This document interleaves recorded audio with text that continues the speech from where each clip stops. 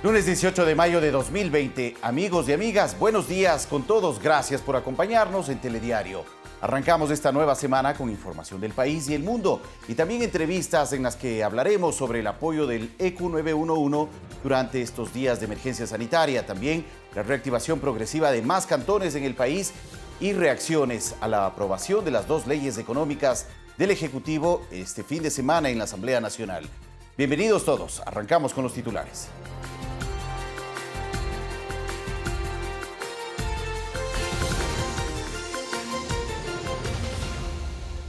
El presidente Lenín Moreno tiene hasta el 15 de junio próximo para pronunciarse sobre las dos leyes en materia económica aprobadas por la Asamblea Nacional.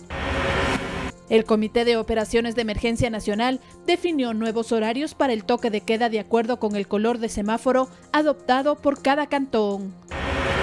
21 de 142 pasajeros procedentes de un vuelo humanitario desde México llegaron a Guayaquil contagiados con COVID-19. Desde Europa llegó a Quito un cargamento de 435 nuevas pruebas rápidas para detección de coronavirus. Estos insumos se emplearán con el personal de salud y seguridad que trabajan en la primera línea de atención.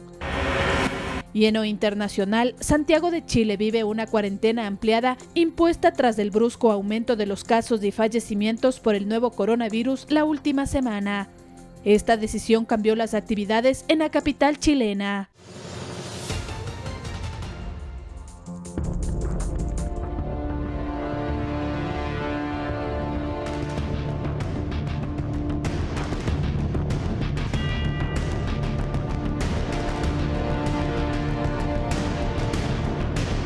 Siete de la mañana, 2 minutos. Las personas que en vuelos humanitarios desean regresar al Ecuador deberán obligatoriamente practicarse con 72 horas antes del embarque la prueba PCR que certifique que son negativos para coronavirus. Esta decisión la adoptó el COE Nacional en vista de que 2 pasajeros positivos con COVID retornaron al país desde Nueva York, Estados Unidos.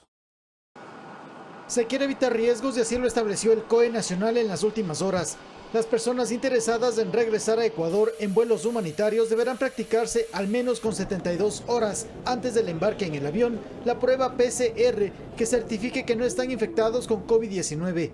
Esta medida, anunciada por la ministra de Gobierno María Paula Romo, se adoptó tras conocer el caso de 2 ciudadanos portadores de coronavirus quienes retornaron desde Nueva York.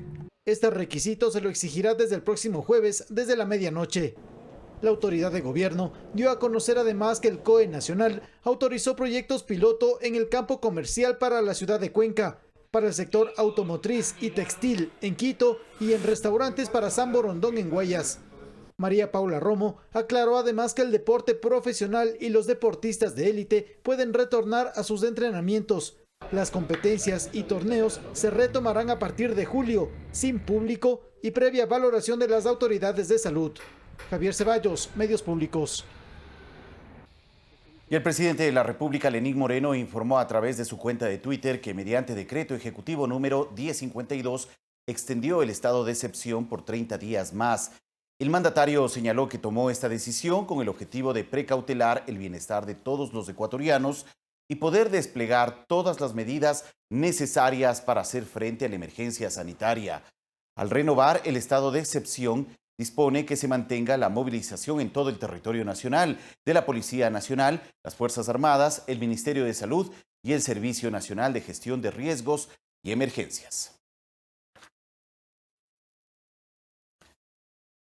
7 de la mañana, 4 minutos. Y de acuerdo al último informe sobre la situación del COVID-19 en nuestro país, con corte ayer domingo 17 de mayo, informamos que existen 33.182 casos confirmados, 2.736 personas fallecidas, 38.643 casos descartados, 3.433 personas recuperadas, 3.272 personas dadas de alta hospitalaria, 8.740 personas con alta epidemiológica y 14.427 personas con aislamiento domiciliario. La provincia más afectada por el coronavirus es Guayas, con 13.055 casos.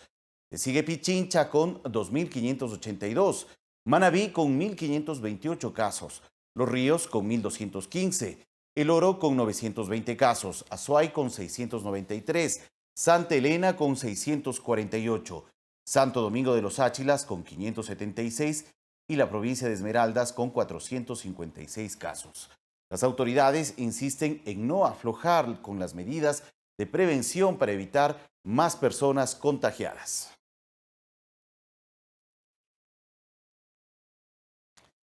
Y según el Servicio Integrado de Seguridad EQ 911, hasta la semana anterior en ciudades como Quito, Loja y Machala, el porcentaje de circulación vehicular en esta emergencia sanitaria supera en 200 y 300% la media establecida según la proyección. Aún el riesgo de contagio es latente, por ello el llamado de las autoridades a respetar los horarios de restricción vehicular, sobre todo en los cantones que rige el color rojo. El riesgo de contagio en la fase de distanciamiento no ha pasado. Esto a pesar de que más de medio centenar de cantones del país pasarán en las próximas horas o días de color rojo al amarillo en el esquema de semaforización. A las autoridades les preocupa el poco efecto que en horarios fuera del toque de queda e inclusive dentro de esta medida se le da al cumplimiento del horario de restricción vehicular. De acuerdo a la información proporcionada por el director del Servicio Integrado de Seguridad EQ 911, Juan Zapata, en ciudades como Quito, Loja o Machala, el porcentaje de vehículos circulando supera en un 200 y hasta en un 300% el promedio de proyección establecido. Quiero ser absolutamente frontal. La ciudadanía tiene que seguir tomando esto con responsabilidad. La pandemia no ha terminado, la crisis sigue. Seguimos enfrentando todas las instituciones a este virus, pero es fundamental la colaboración ciudadana. Y desde la Secretaría de Movilidad del municipio de Quito se planteó la misma observación. Guillermo Abad mencionó que el problema radica en la obtención de los salvoconductos. Y basta poner un ejemplo. Los días sábados y domingos no puede circular un solo vehículo. Es una restricción total. Sin embargo, hay una gran cantidad de vehículos que tienen salvoconducto. Entonces, en ese momento, así tengamos controles cada kilómetro, no se podrá hacer nada en vista que la persona está autorizada para circular. La nueva normalidad que vive el país no implica descuidarse. Hasta el jueves anterior, el EQ 911 recibió más de 29,000 llamadas y alertas de aglomeración de personas en diferentes puntos del país. Y que efectivamente tenemos que ser muy responsables con las decisiones que tomemos en cada nacional, porque no se trata de control. Usted no puede poner un policía, un agente de tránsito o un militar al lado de cada conductor. Se trata de un tema de compromiso. Javier Ceballos, Medios Públicos. 7 de la mañana, 7 minutos. Y en medio de la emergencia sanitaria provocada por el coronavirus, en 2 meses el EQ 911 reportó más de 29,000 emergencias relacionadas a ciudadanos que se encontraban tomando licor e incluso dormidos en aceras durante el toque de queda y estado de excepción. Entre el 12 de marzo y 14 de mayo, el Servicio Integrado de Seguridad EQ 911 coordinó la atención de 29,731 emergencias relacionadas con personas que fueron halladas libando en el espacio público durante el toque de queda y estado de excepción. En ese momento no solamente Policía Nacional tiene que articularse, sino también articulamos la red de salud. Esto quiere decir Ministerio de Salud Pública, ya sea el IES, la Cruz Roja Ecuatoriana, el Cuerpo de Bomberos. Entonces no me parece que esta gran cantidad de recursos del Estado se tengan que enviar por personas que incumplen primero desde un punto de vista ético, que estamos en una crisis sanitaria, y que también incumplen la normativa vigente. Estos llamados de emergencia representaron un promedio de 465 incidentes diarios y la preocupación ciudadana, ya que varios individuos fueron encontrados en estado de inconsciencia producto de la ingesta de alcohol. Esto alerta a los ciudadanos de los barrios que también nos empiezan a llamar al 911 porque consideran que puede ser un caso de posible COVID. Incluso muchas personas en estado de embriaguez llamaron al EQ 911 para solicitar servicio de transporte para llegar a sus hogares. Que personas en estado de embriaguez llamen al 911 a solicitar un patrullero o un vehículo que les transporte hasta su casa, lo cual genera un mal uso de la línea que no tiene sentido. El 911 es una línea de emergencia que salva vidas. En cuanto al toque de queda, del 17 de marzo al 14 de mayo se han receptado 74,198 alertas de incumplimiento de la normativa. Se recuerda a la ciudadanía que el incumplimiento del estado de excepción y toque de queda es sancionado por la ley. La persona que incumpla con órdenes, prohibiciones específicas o legalmente debidas, dirigidas, por la autoridad competente o pertinente, será sancionada con la pena privativa de libertad de 1 a 3 años, conforme lo establece el artículo 282 del Código Orgánico Integral Penal. Santiago Tello, Medios Públicos. 7 de la mañana, 10 minutos. Y el director general del ECU 911, Juan Zapata, nos acompaña esta mañana en Telediario para conversar sobre el trabajo que ha cumplido esta institución durante estos días de confinamiento y emergencia sanitaria. Nos acompaña desde el estudio 3 del edificio de Medios Públicos. Buenos días, director. Gracias por estar con nosotros. Gracias a la invitación, Fabricio. Un saludo cariñoso a todo el país que nos mira y nos escucha. Muchas gracias, director. Bueno, ¿cómo se ha desarrollado, se ha cumplido la labor del ECU durante estos días de confinamiento? Bueno, yo quiero empezar dando un agradecimiento a todos nuestros funcionarios y las instituciones articuladas, porque mire, ya pasamos los 60 días de una crisis sanitaria que le ha puesto al mundo, obviamente con todos sus equipos de previsión y respuesta a prueba, y afortunadamente en nuestros centros ninguno hemos tenido que aplicar siquiera los planes de contingencia. Obviamente hemos tenido que aplicar algunos planes de emergencia, como es el enrutamiento, pero la capacidad y el profesionalismo de nuestra gente y nuestras instituciones ha hecho que estemos articulando las emergencias. Inclusive, imagínense que nosotros hasta el momento ya recibimos más de 2.400.000 llamadas a nivel nacional desde el 12 de marzo hasta el día de hoy.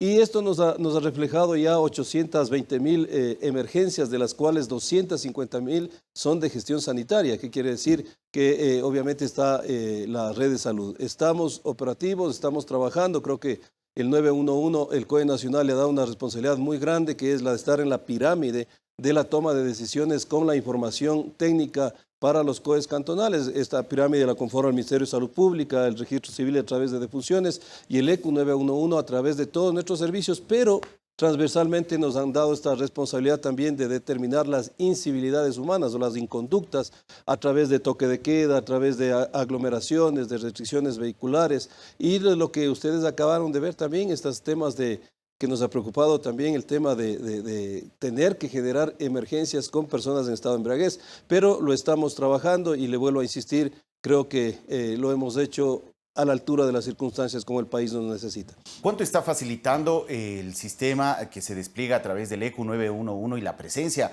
en sí del ECU 911 para enfrentar y sobrellevar esta situación que estamos viviendo como en el país? Fabricio, nosotros tenemos 5.800 cámaras y quizás algo que no se lo veía era la segunda competencia que tiene asignada el 911, que es la videovigilancia. Las cámaras han sido muy útiles para toda esta determinación en tiempo real, porque tenemos un monitoreo de 24 horas a través de turnos rotativos, funcionarios que están atrás de una cámara, evitando que incidentes se transformen en delitos. Y ahora estamos generando justamente esta data sobre las incivilidades humanas y estamos obviamente con información técnica que nos ha permitido toma de decisiones al COE Nacional. Y ahora está al servicio. Nosotros tenemos una herramienta tecnológica, es el Power BI, que hemos puesto a disposición de todo, a través de la AME, de todos los COEs cantonales, para que lo puedan ir mirando a través de su ciudad, su provincia, su cantón. Inclusive tenemos al nivel de barrio. Tenemos mapas de calor, es decir, los alcaldes y los COEs pueden tomar con esa data de lo que hace el 911 cualquier decisión absolutamente técnica, sobre todo en los cambios de coloración de los semáforos de rojo, amarillo y a verde. Entonces, creemos que estamos trabajando en ese frente, no solamente estamos articulando emergencias, sino estamos entregando información absolutamente válida para los COEs, en este caso, COE Nacional y los COEs cantonales también. Bueno, sin duda, la presencia y la existencia en sí del ECU 911 ha facilitado la atención de todas estas emergencias que se han registrado a lo largo de estas últimas semanas, y también esta labor de la videovigilancia para asegurar el control en todo el territorio nacional. Este tipo de trabajo es inédito porque también llama la atención en otros países de la región.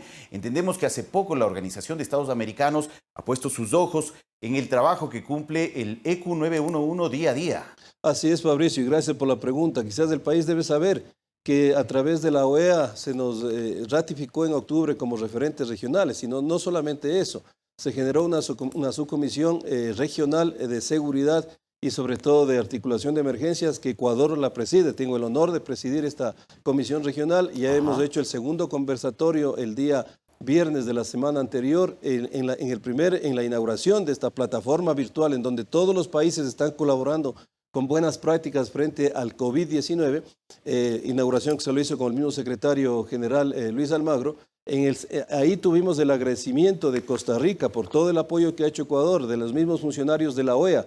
Y en este segundo conversatorio tuvimos el agradecimiento de México y de Panamá. Es decir, estamos siendo no solamente con un título, sino con protocolos, con un mecanismo de acción, con una articulación absolutamente adecuada. Creo que este es el modelo a seguir. Aquí estamos todas las instituciones de prevención y respuesta cuando se da una crisis y lo estamos viendo. Creo que el 911 ha estado a la altura de las circunstancias en eventos como el terremoto de Manabí, los conflictos que tuvimos en octubre y ahora en esta crisis sanitaria. Como institución, obviamente, tenemos que detectar errores, existen, estamos en una tarea continua de mejora, pero creo que ese nombre de ser referentes regionales lo estamos demostrando con hechos y así lo ha demostrado estas acciones de la OEA y sobre todo de habernos dado esta responsabilidad tan grande de presidir ya una secretaría, digamos, un comité a nivel regional. Director, y en este sentido está planificado el poder fortalecer aún más el trabajo del ECU. ¿Hay una inversión adicional o está previsto llevar a cabo ciertas acciones o decisiones que finalmente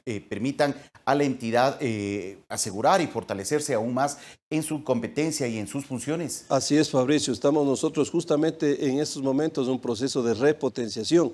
También quiero comunicarle a usted y al país, el día jueves, tuvimos ya la anuencia del COE Nacional, estamos trabajando con el BID, ya en una herramienta tecnológica a través de la videovigilancia, lo que es el tema de la inteligencia artificial, la analítica de video, la inteligencia artificial para el distanciamiento social. Es decir, es una herramienta que lo vamos a presentar en estos días, gratuita para el país, no nos cuesta absolutamente nada. Agradecer a CNT que nos está apoyando también, con la finalidad de a través de los sistemas IP, es decir, de los altoparlantes, nosotros determinamos las distancias que están llevando a las personas en donde existen aglomeraciones y se les insiste de manera preventiva que tomen la distancia porque no le están haciendo. Entonces, es una plataforma que nos sirve inclusive para el transporte público también, es decir, cuando ya empiece a moverse con las restricciones debidas, obviamente, pero va a ser una herramienta tecnológica preventiva muy importante. Entonces, para nosotros la tecnología ha sido fundamental, es la tecnología al servicio de las instituciones de respuesta, así es que estamos cada día mejorando este tema y como le digo, estamos ya en un plan de repotenciación para que el ECU siga manejando tecnología de punta. Pero este sistema de altoparlantes para advertir a la ciudadanía que está muy concentrada o muy junta, por así decirlo, todavía no está en funcionamiento. Bueno, tenemos ya en algunos lugares, sí, por ejemplo, un caso, nosotros tenemos el sistema de alerta temprana en todo el eje costanero. Nos permite ya en todas estas provincias poder hacerlo. Aquí hay un cantón, Rumiñahui, que prácticamente lo tiene muy bien apalancado este sistema. Quito también tiene algunos puntos donde exista, ya lo podemos utilizar de manera inmediata. Pero sin embargo también, como nosotros articulamos la emergencia, si vemos que en algún lugar existen estas aglomeraciones, también podríamos coordinar a través de las instituciones en el territorio a pedir a la ciudadanía que haga el distanciamiento social, porque no olvidemos que eso es fundamental, mi querido Fabricio, ya que la ciudadanía entiende esta nueva normalidad y sobre todo entendamos de que tenemos que tener unas distancias y tomar las acciones que nos han dicho los expertos de salud que son fundamentales. El tema de salir ya con la mascarilla tiene que ser parte de nuestra vestimenta, el lavado permanente de manos es fundamental, pero sobre todo hoy este distanciamiento, porque mire, Guayaquil ya el día miércoles hace el cambio de semáforo, muchos cantones lo están haciendo, entonces van a reinsertarse actividades estratégicas. No estamos diciendo que la pandemia ha terminado y la crisis, ojo, eso tenemos que tener muy claro, sino vamos a insertar actividades estratégicas de manera controlada y regulada, pero para eso hay muchas personas que ya van a tener que salir, salgan con el distanciamiento adecuado y con las medidas, y los que no tienen que salir, por favor, síganse quedando en casa, esa es la corresponsabilidad. Por lo tanto, tenemos que aplicar estas normas porque eso es fundamental dentro de este proceso que estamos enfrentando todos, ¿no? Juan, a esto iba, ya desde el día miércoles la ciudad de Guayaquil pasa de color rojo a amarillo y sin duda es una de las principales ciudades de nuestro país que congrega a millones de personas y lógicamente aquí es necesario apelar al llamado ciudadano a que se asuma una responsabilidad ciudadana frente a las circunstancias que estamos viviendo. Pero en esta nueva etapa a la que están entrando varios cantones del país y se espera sigan entrando en el transcurso de los siguientes días, ¿cuál va a ser el papel y el apoyo del ECU 911 para también poder apoyar en este nuevo momento que tiene que vivir el país. Así es, Fabricio. Nosotros tenemos una competencia bastante delicada, pero motivante a la vez, que es la articulación de emergencia. Seguimos con todos los sistemas activos, el tema de la videovigilancia, el tema de estos incivilidades también lo vamos a seguir actuando, y esta nueva plataforma que le acabo de indicar va a ser fundamental también para el distanciamiento. Pero no olvidemos también que, por ejemplo, para Quito mismo, el día de domingo, porque no hemos parado, el COE Nacional nos hemos instalado todo el fin de semana, se autorizó también actividades de tipo automotriz, maderero y textil, es decir, también la ciudad capital, como tiene y corresponde, vamos en determinadas áreas a irlas activando. Ya lo anunció también la señora ministra de Gobierno, el tema de la actividad deportiva profesional como el fútbol, que también genera varias situaciones con torno a ello. Obviamente, desde el 1 del mes que viene, de junio, ya van a generarse los entrenamientos, pero como decía el presidente, tiene 6 meses para empezar una actividad ya sin público. Entonces también ya hay actividades que van a irse soltando y que tienen que tomarse ya estas medidas. Alemania ya lo empezó el fin de semana ya con partidos sin público, es decir, vamos a tener que ir caminando esta nueva realidad, pero es fundamental, insisto, la corresponsabilidad ciudadana. Mire el reportaje que ustedes acabaron de indicar, mi querido Fabricio, nos tocó mover ambulancias, policía, claro, red de salud, agentes de tránsito por un ciudadano que en estado de embriaguez se quedó dormido en la calle. La gente nos llamó al 911, también nos colapsan las líneas asustadas porque creían un posible COVID. Esas emergencias se pueden evitar y colaboramos con el país si somos corresponsables de lo que tenemos que hacer. Entonces, tratemos de ir hacia esa realidad, que sean las nuevas modalidades como el distanciamiento social, la que sea nuestra fuente de capacitación. ¿Qué tengo que hacer? Y estas inconductas, pues eliminarlas o al menos minimizarlas al mínimo, porque también son fuentes de contagio. Mire, ayer veíamos en Guayaquil cómo en una esquina libaban del mismo vaso. Eso no puede pasar. Entonces, increíble. Son situaciones que las instituciones nos estamos preparando, estamos tomando decisiones adecuadas, pero fundamental la corresponsabilidad ciudadana, Fabricio. Así es. Muchas gracias, director, por la información compartida en este espacio. Gracias, Fabricio, y un saludo cariñoso a todos, especialmente a seguir trabajando y, como decimos en esta campaña, seguimos de pie, el Ecuador nos necesita y seguimos caminando. Muchísimas gracias. Así es, muchas gracias, director. Agradecemos a Juan Zapata, director general del servicio ECU 911, por ofrecernos información sobre el trabajo que ha cumplido esta entidad, sobre todo desde el 12 de marzo, día en que se activó plenamente para atender la emergencia sanitaria que actualmente está enfrentando el país. Son las 7 de la mañana, 22 minutos. Vamos a una pausa, regresamos en breve.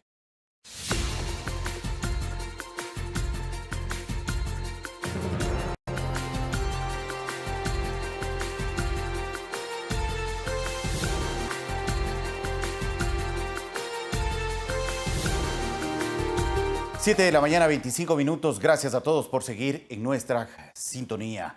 Les contamos que la llamada ley humanitaria aprobada por la Asamblea Nacional propone, entre otras cosas, medidas de acuerdo entre empleadores y trabajadores para mejorar las condiciones en la relación laboral. La Asamblea dio paso a que la jornada laboral pueda tener un mínimo de 20 horas hasta un máximo de 40 horas a la semana, distribuidos en un lapso de 6 días, con horarios de máximo 8 horas diarias.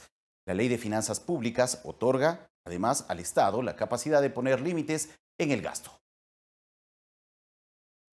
La denominada ley humanitaria contempla disposiciones y reformas en al menos 7 grandes campos como educación, seguros privados, seguridad social, créditos financieros, inquilinato, resolución de deudas.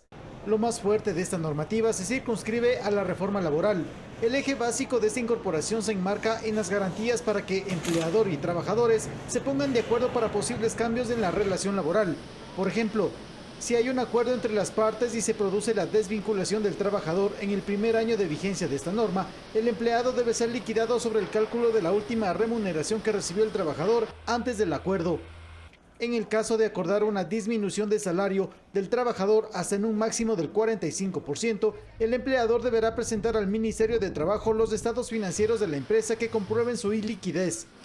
La norma laboral crea la modalidad de contrato de emergencia por 2 años con la posibilidad de ser renovado por una sola vez durante ese tiempo, figura contractual dirigida a nuevas inversiones o líneas de negocio.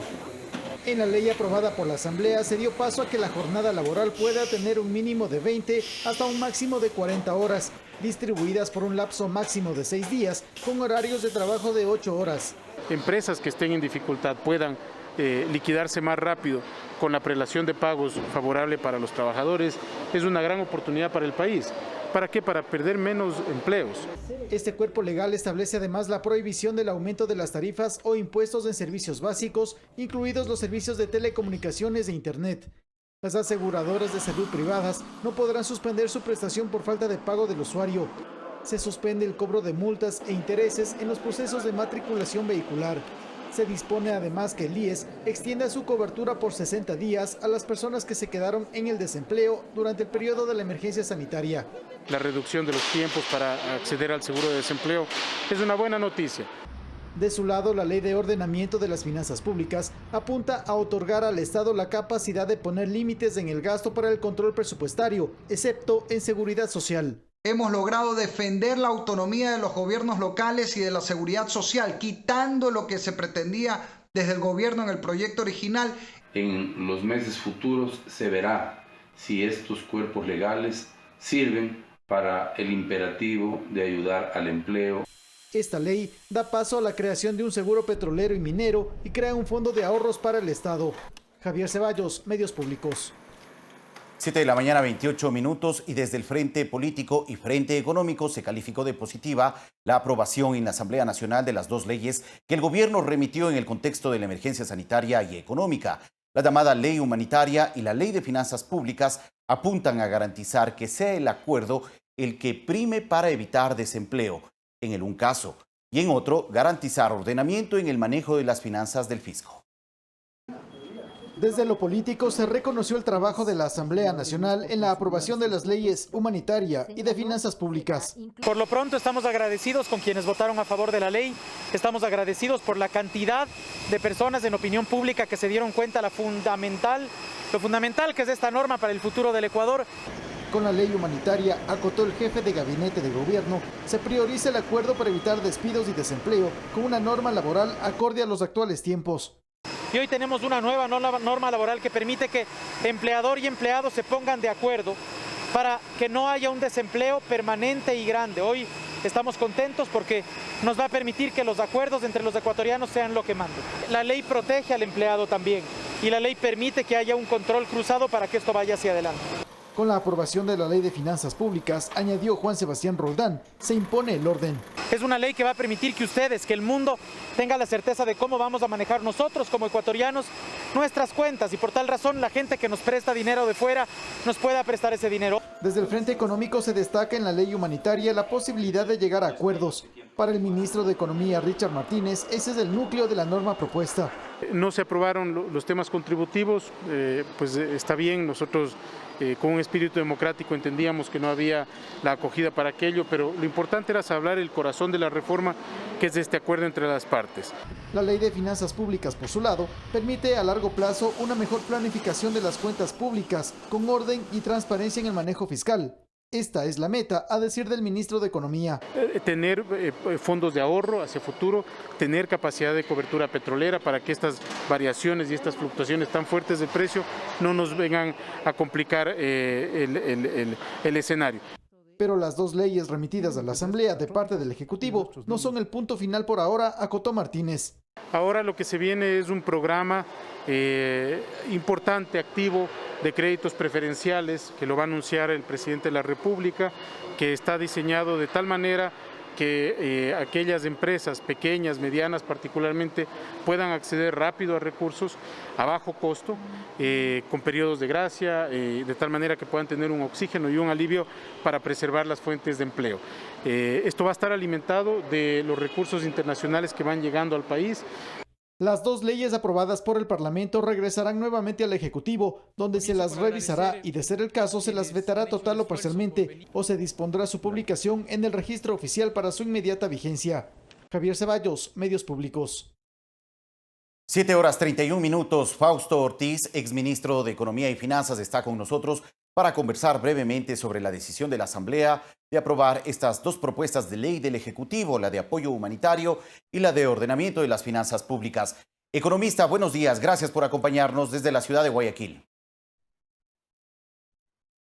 Gracias, Fabricio. Buenos días. Saludos cordiales a la audiencia.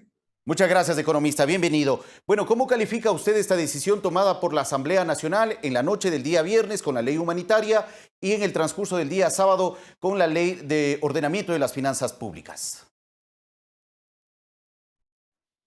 Sí, el gobierno decidió quitarle un poco la molestia de los impuestos a la ley para poder lograr la aprobación de esa ley y también la de finanzas públicas. El sacrificio del gobierno es enorme.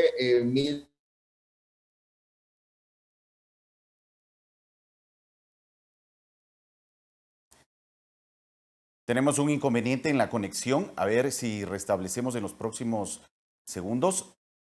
¿Nos puede confirmar, economista, que nos escucha?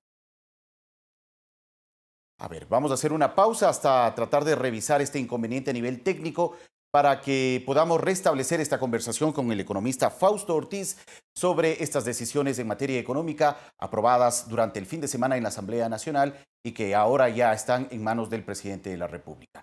7 de la mañana, 32 minutos. Regresamos en breve.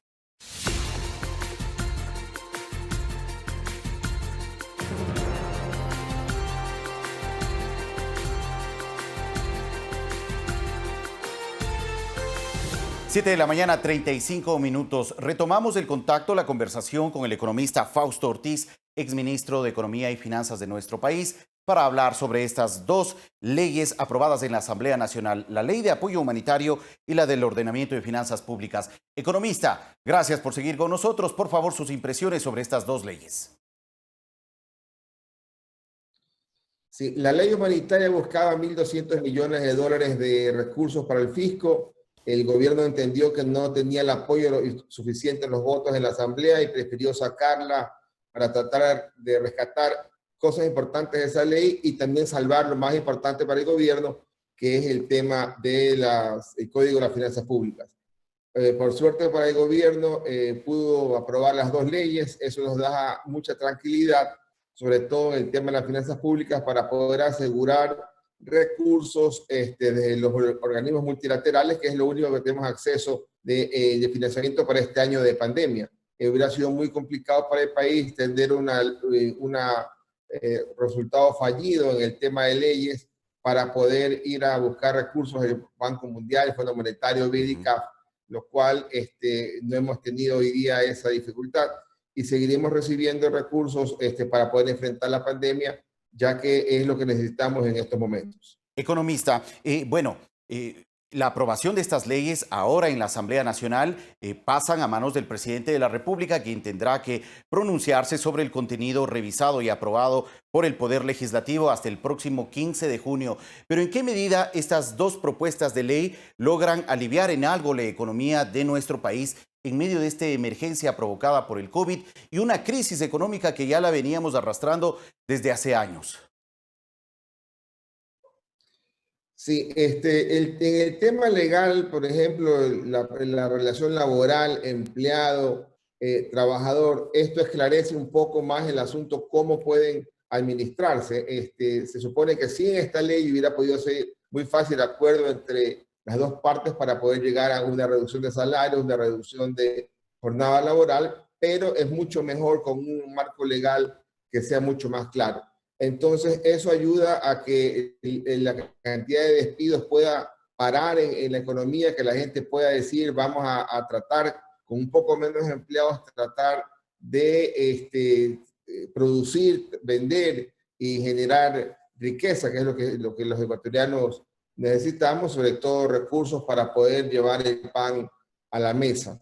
Entonces, la ley humanitaria tiene esa ventaja, tiene también esquemas de control de los alquileres, y faltaría ver cómo queda al final del día con el tema de los asuntos bancarios, si vamos a tener plazos más largos de créditos, tasas de interés ligeramente más bajas, es decir, hay que chequear cómo va acomodándose todos los actores que tengan que observar el asunto de los recursos. La liquidez es lo más importante en la economía y es lo que tiene que la ley tratar de facilitar.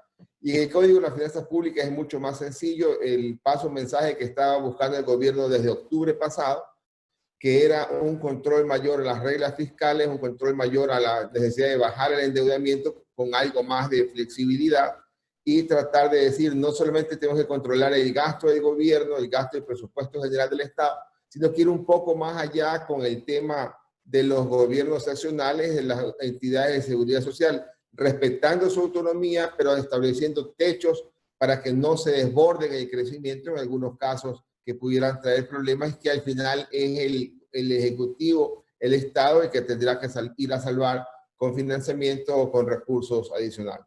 Economista, sobre la ley de apoyo humanitario aprobada en la Asamblea Nacional, ya se han generado ciertas críticas desde sectores puntuales de la sociedad ecuatoriana. Las organizaciones sindicales de trabajadores y demás han cuestionado lo aprobado en la Asamblea Nacional porque aseguran que el tema relacionado a los acuerdos en el ámbito laboral precariza este ámbito. ¿Había otra opción para poder abordar este tipo de temas relacionados a la relación laboral entre empresas o empleadores y trabajadores?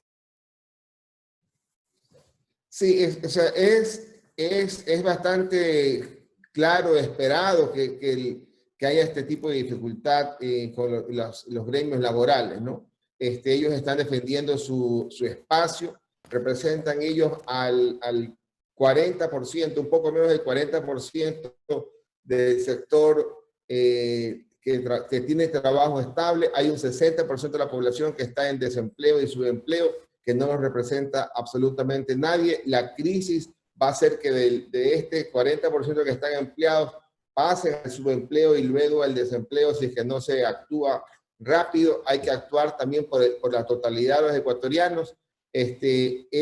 No hay una ley perfecta, digamos, lo perfecto es enemigo de lo bueno. Hay que tratar de salvar lo que podamos salvar. Si es con un poco menos de sueldo, tocará hacerlo con un poco menos de sueldo y nos tocará ajustarnos al interior del sector privado en lo que tiene que ver con menos gastos de los individuos para acomodarse a una reducción salarial, ojalá temporal. Tocará también esperar en el sector público algún tipo de acción similar. Economista, también se excluyó de la propuesta de ley de apoyo humanitario todo lo que tiene que ver con las contribuciones. Ahora, lo que se esperaba recaudar a través de las contribuciones de las personas naturales y de las empresas para poder generar un fondo que permita también apoyar a las personas de menos recursos económicos en el país, afectadas seriamente por esta situación económica que se está viviendo, ¿cómo se puede suplir? Ahora, ¿cuál es la opción del gobierno para enfrentar también esta necesidad? Sí, quizás es importante cuantificarlo. El gobierno esperaba un déficit fiscal inicial de 3.600 millones de dólares. Con la pandemia, el déficit podría llegar fácilmente a 9.000 millones de dólares antes de que el gobierno pueda entrar a apoyar con recursos a las empresas y a las personas. Ajá. Si es que el gobierno puede cumplir su plan de poner más de 6.000 millones de dólares para atender la crisis, que es lo que también han puesto otros países o programado otros países para atender la crisis, un 6-7% del Producto Interno Bruto, estaremos hablando que el gobierno necesitaría algo así como unos 16.000 millones de dólares para atender déficit fiscal y financiamiento y el pago de las deudas y obligaciones. En esos 16.000 millones estaban los 1.200 millones de dólares que el gobierno esperaba recaudar con la ley humanitaria. Al estar por fuera, entonces simplemente el hueco sigue siendo enorme, 16.000 millones. Claro. Ahora tendrá que ver cómo encuentra o algo más de recursos en el exterior o algo más de recorte local. Es la tarea del gobierno, no es una tarea fácil, es una tarea que tendrán que irla cumpliendo, revisando línea por línea donde hay espacio de recortar un gasto innecesario que no afecte tampoco a la economía. Y desde su punto de vista, ¿por dónde tendría que venir ese reajuste o ese recorte? Sí, el gobierno tiene espacio en bienes y servicios de consumo, que es un rubro que al año representa 2.000 millones de dólares. Ahí tendrá que recortar todo lo que sea en gastos de movilización, donde pueda ir haciendo caja, vendiendo vehículos, donde pueda hacer caja, cortando compras innecesarias. Sabemos que la corrupción es enorme, tendrá que el gobierno también tratar de ver cómo pone mucha más atención en los controles. Ojalá el gobierno pueda mandar una iniciativa legal a la Asamblea para que la Contraloría regrese al control previo. Ajá. El tema de subsidios, la eliminación y desperdicio de subsidios en combustibles que tengan que vincularse con contrabando, también tiene un espacio importante. Le va a ayudar al gobierno a la caída del precio para montar el esquema nuevo de precios en la economía de combustibles y eliminar el subsidio, que eso tiene más que un impacto a corto plazo, un impacto a largo plazo que es tremendamente positivo para la economía. Muchas gracias, economista Ortiz, por su punto de vista. A ustedes, saludos cordiales. Muchas gracias. Agradecemos al economista Fausto Ortiz, exministro de Economía y Finanzas, por ofrecernos su visión, su punto de vista y comentarios en torno a las últimas decisiones de aprobar 2 propuestas de ley en materia económica enviadas por el Poder Ejecutivo en la Asamblea Nacional y que ahora también deberán tener el criterio del presidente de la República antes de que entren en vigencia plena. 7 de la mañana, 45 minutos. Y les contamos que administradores de los centros comerciales de Quito y Guayaquil presentaron al Comité de Operaciones de Emergencias un protocolo de bioseguridad para la reapertura de locales comerciales. No se permitirá el ingreso de personas que no utilicen guantes y mascarilla o que tengan temperatura mayor a 37,5 grados centígrados.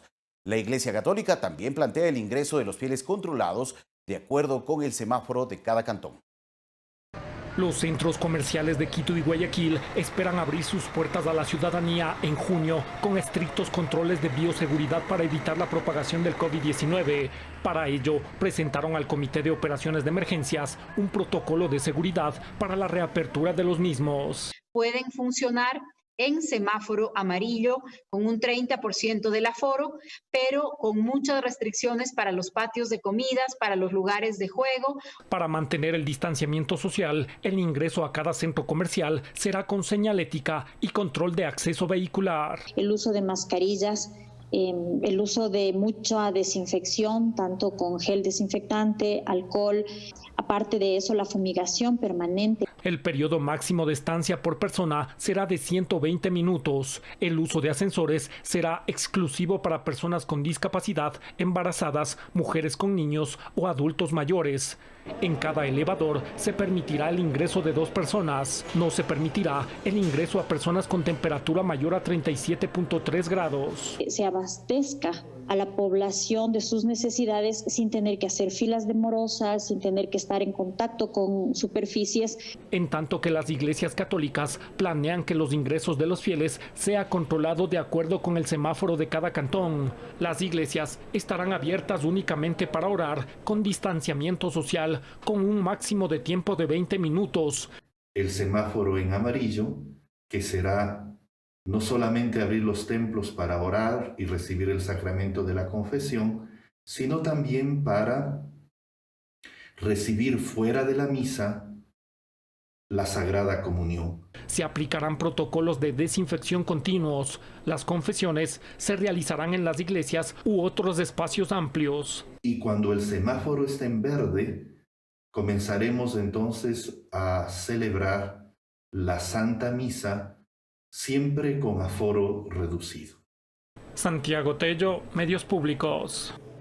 7 de la mañana, 47 minutos. Y desde Europa, este sábado llegó a Quito un cargamento de 435,000 pruebas rápidas para detección de coronavirus. El ministro de Salud, Juan Carlos Ceballos, dijo que estos insumos sirven para identificar anticuerpos que garanticen inmunidad ante el virus a la persona que se le aplica la prueba. En un inicio, estos insumos se emplearán con el personal de salud y seguridad que trabajan en primera línea de atención. El cargamento vino a bordo de este avión carguero la tarde de este último sábado. Ministros de Estado verificaron en la plataforma de carga del aeropuerto Mariscal Sucre de la capital que las 435,000 pruebas rápidas para detección de coronavirus lleguen en perfecto estado y con los requerimientos técnicos solicitados. El ministro de Salud, Juan Carlos Ceballos, explicó que estas pruebas complementarias identifican anticuerpos a través de la toma de una pequeña muestra de sangre por intermedio de un leve pinchazo en el dedo índice del paciente. Son pruebas complementarias. Las prioridades de las poblaciones a las que nosotros vamos a utilizar estas pruebas son el personal médico, primero, los que están en la primera línea, los policías, las Fuerzas Armadas y después todas aquellas poblaciones que son las poblaciones que ya han estado expuestas al virus y que nosotros, esta es la demostración de que tenemos inmunidad. La Autoridad de Salud resaltó la importancia de estos insumos en la estrategia aplicada de combate a la infección por COVID-19 y que serán distribuidos inicialmente en Pichincha, Guayas, El Oro, Manabí y Esmeraldas. Estas son las que nos van a permitir reintegrar a la gente a su trabajo, porque son las pruebas que indican que uno ha adquirido inmunidad, que tiene los anticuerpos. Es prueba rápida, se va a distribuir de esa manera. El canciller José Valencia estuvo también en la llegada del cargamento. Dijo que la gestión para adquirir ha sido compleja porque varios países requieren de esas pruebas. Y el gobierno nacional, por supuesto, ha trabajado en la provisión de los recursos indispensables para que esta gran adquisición de pruebas se pueda haber realizado. Es un trabajo conjunto del Estado ecuatoriano, en este caso bajo la coordinación técnica y el liderazgo del Ministerio de Salud Pública, a la cual hemos apoyado desde la Cancillería, desde el Ministerio de Economía y Finanzas con gran decisión como corresponde. Según datos oficiales, el régimen ha inyectado durante esta emergencia sanitaria 460 millones de dólares, de los cuales 102 millones se han ejecutado solamente en la adquisición de insumos. Javier Ceballos, Medios Públicos. 7 de la mañana, 50 minutos, y el ingeniero Lenín Verdugo, alcalde del cantón Pablo VI en Morona, Santiago, se encuentra con nosotros vía videoconferencia para hablarnos sobre la reactivación progresiva de este cantón de la Amazonía ecuatoriana. Alcalde, buenos días, gracias por acompañarnos. Buenos días, Fabricio, muchísimas gracias. Saludo cordial a los ciudadanos de Pablo VI, de la provincia de Morona, Santiago y del Ecuador entero, ¿no? Muchas gracias, gracias, alcalde. El día viernes. Por favor, para arrancar, 15... cuéntenos brevemente, ¿qué les motiva a ustedes pasar de luz roja a amarilla ya en su cantón a partir de este día lunes?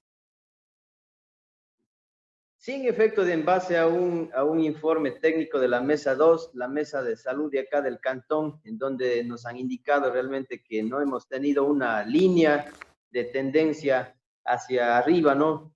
El número de casos ha sido bajo relativamente, 3 casos positivos, de los cuales todos 3 a la presente fecha se encuentran totalmente recuperados.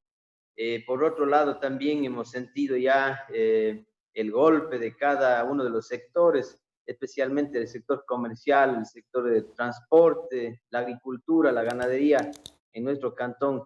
Y esa ha sido una de las razones por las cuales el día viernes hemos llamado a muchos emprendedores, a muchos actores sociales para que ellos formen parte de la sesión del COE cantonal y de esta manera llegar a este consenso.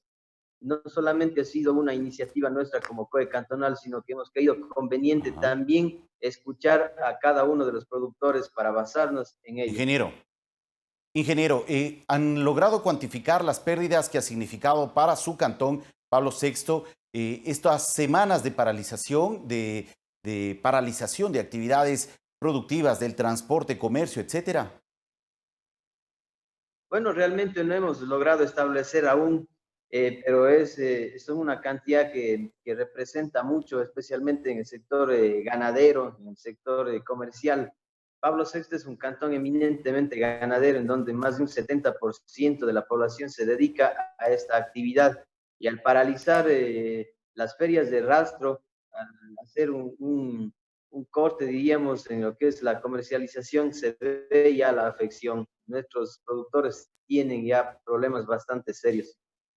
Claro que sí. Y de hecho ya hay otros cantones en la misma provincia que han decidido ya días atrás reactivarse, retomar progresivamente sus actividades. ¿En qué medida esto puede cambiar la realidad actual que se está viviendo en la región amazónica, en la provincia de Morona, Santiago? Bueno, en el caso muy particular de mi cantón, Cantón Pablo VI, hemos hecho también un análisis, incluso desde el punto de vista geográfico. Pablo VI es un cantón que se encuentra en un punto terminal, lo cual pues no tiene, diríamos, la afluencia o el paso diario de transportista interprovincial o intracantonal. Más bien acá es un punto final en donde llega finalmente la producción, la mercadería, los víveres de otros lados. Y es bastante manejable esta situación de movilidad. Tomando en cuenta incluso este parámetro, también nosotros hemos decidido ya dar el siguiente paso, que es el semáforo amarillo. A nivel de provincia, creo que Morona Santiago también tiene una cifra bastante manejable, que está dentro de la capacidad operativa de salud. La gente acá en la región ha colaborado mucho, ha sido bastante responsable con la primera fase, que ha sido el aislamiento, el quédate en casa, y yo creo que si continuamos con esa misma actitud de los ciudadanos, vamos a lograr manejar esta situación. ¿Qué tipo de disposiciones puntualmente se han establecido y que entrarán en vigencia hoy en medio de este cambio de luz roja a amarilla para el caso de su jurisdicción? Bueno, en el caso de movilidad, los vehículos saldrían ya no un día, sino 2 días a la semana. Nosotros hemos decidido también hacer una marcación en los espacios públicos con distancias de 2 metros en todos los negocios de la ciudad. Hemos creído conveniente también realizar la firma de cartas de compromiso con todos los propietarios de negocios, con actores sociales, para que ellos también se empoderen de esta situación y nos ayuden a controlar el uso de mascarillas, el lavado de manos, la distancia a todos los ciudadanos. Tenemos también el centro de aislamiento listo, totalmente operativo, para en caso de tener pacientes que requieran este aislamiento, pues poderlos llevar a este inmueble. Ustedes también están asumiendo estas medidas de restricción de salida y entrada de pobladores que viven en este cantón y que quieran trasladarse a otros cantones aledaños. Bueno, de hecho, nosotros hemos estado controlando en el ingreso de la troncal amazónica hacia los cantones de Huamboya y Pablo VI, realizando un control al inicio de todos los ciudadanos que ingresan de otras ciudades para establecer y obligarles que cumplan con el aislamiento preventivo. En este caso, en los últimos días no hemos tenido mayor ingreso de ciudadanos. Lo que sí debo manifestar es que el día sábado, en horas de la mañana, se nos confirmó un nuevo caso positivo acá en el cantón de un ciudadano que arribó desde otra ciudad de la Sierra Ecuatoriana. Entonces, hoy tenemos un caso positivo nuevo en el cantón, pero con la Mesa Técnica de Salud hemos procedido a hacer el aislamiento pertinente, es decir, que en este momento la persona se encuentra ya aislada en su domicilio. ¿Cuántos casos se registran hasta el momento en su jurisdicción, alcalde? Y fallecidos eventualmente. Tenemos cuatro casos positivos, de los cuales los 3 se encuentran recuperados en su totalidad. Este último caso es un nuevo caso que ha ingresado, como lo dije, de otra ciudad. No se debe al caso 0, es decir, el caso 0 que tuvimos acá en la localidad no tuvo una ola de contagios significativa, solamente 3 casos. ¿Pero se han reportado fallecimientos en su jurisdicción o solamente estos 4 casos controlados? Afortunadamente no hemos tenido todavía decesos de ningún ciudadano. Las personas que se han contagiado han sido personas jóvenes realmente que no han tenido mayor complicación, salvo el primer caso que sí tuvo complicaciones, tuvo que ser internado en cuidados intensivos. En el caso de los otros 2, no. Hasta el momento no hemos tenido contagios de personas adultas mayores ni personas que han tenido enfermedades catastróficas. Esperemos seguir así. Si es que esto se da de esa forma, yo creo que no tendríamos mayor complicación en el cantón. Bueno, sobre este punto quisiera tener más información. Ustedes, al decidir pasar del color rojo al amarillo, lógicamente se reactivan de cierta forma las actividades en su jurisdicción y eso abre la posibilidad de que el número de casos se puedan incrementar eventualmente si no hay las medidas de bioseguridad y la corresponsabilidad ciudadana que debe y que amerita esta decisión. ¿Cómo están ustedes preparados para enfrentar una reactivación de la enfermedad en su jurisdicción?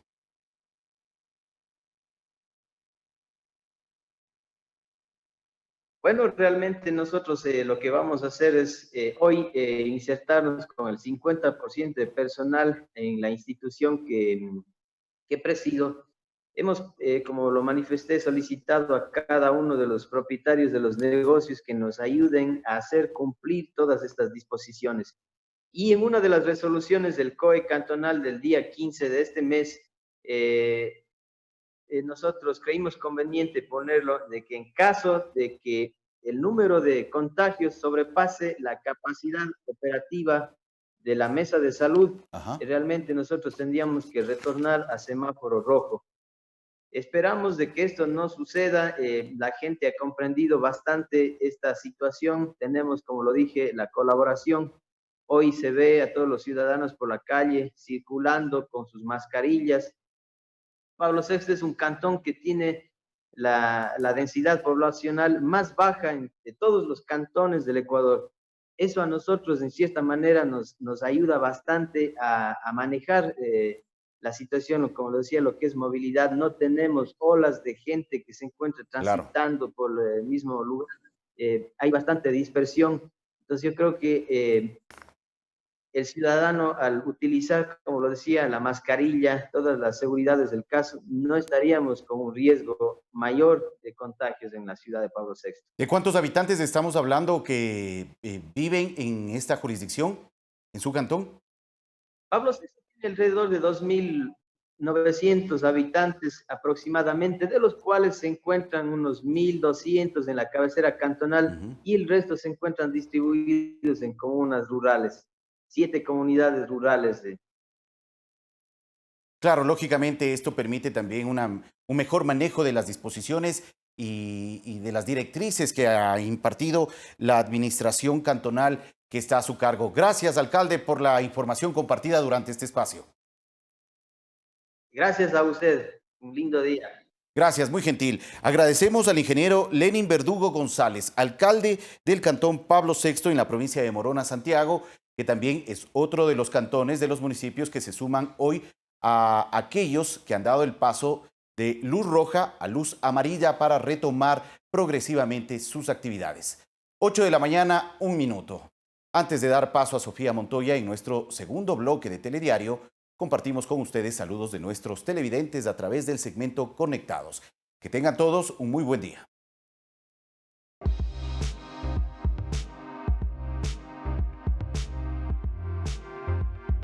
Hoy quiero decirles sobre el distanciamiento social y el correcto lavado de manos. Cuando vamos a salir a hacer compras tenemos que tener 2 metros de distancia, un cubrebocas y lentes para que no nos dé esta enfermedad y tengas a salvo a tu familia y a ti. Cuando llegamos a casa tenemos que hacer el correcto lavado de manos. El lavado de manos tiene que durar a 20 a 30 segundos para hacerlo. Eso es todo.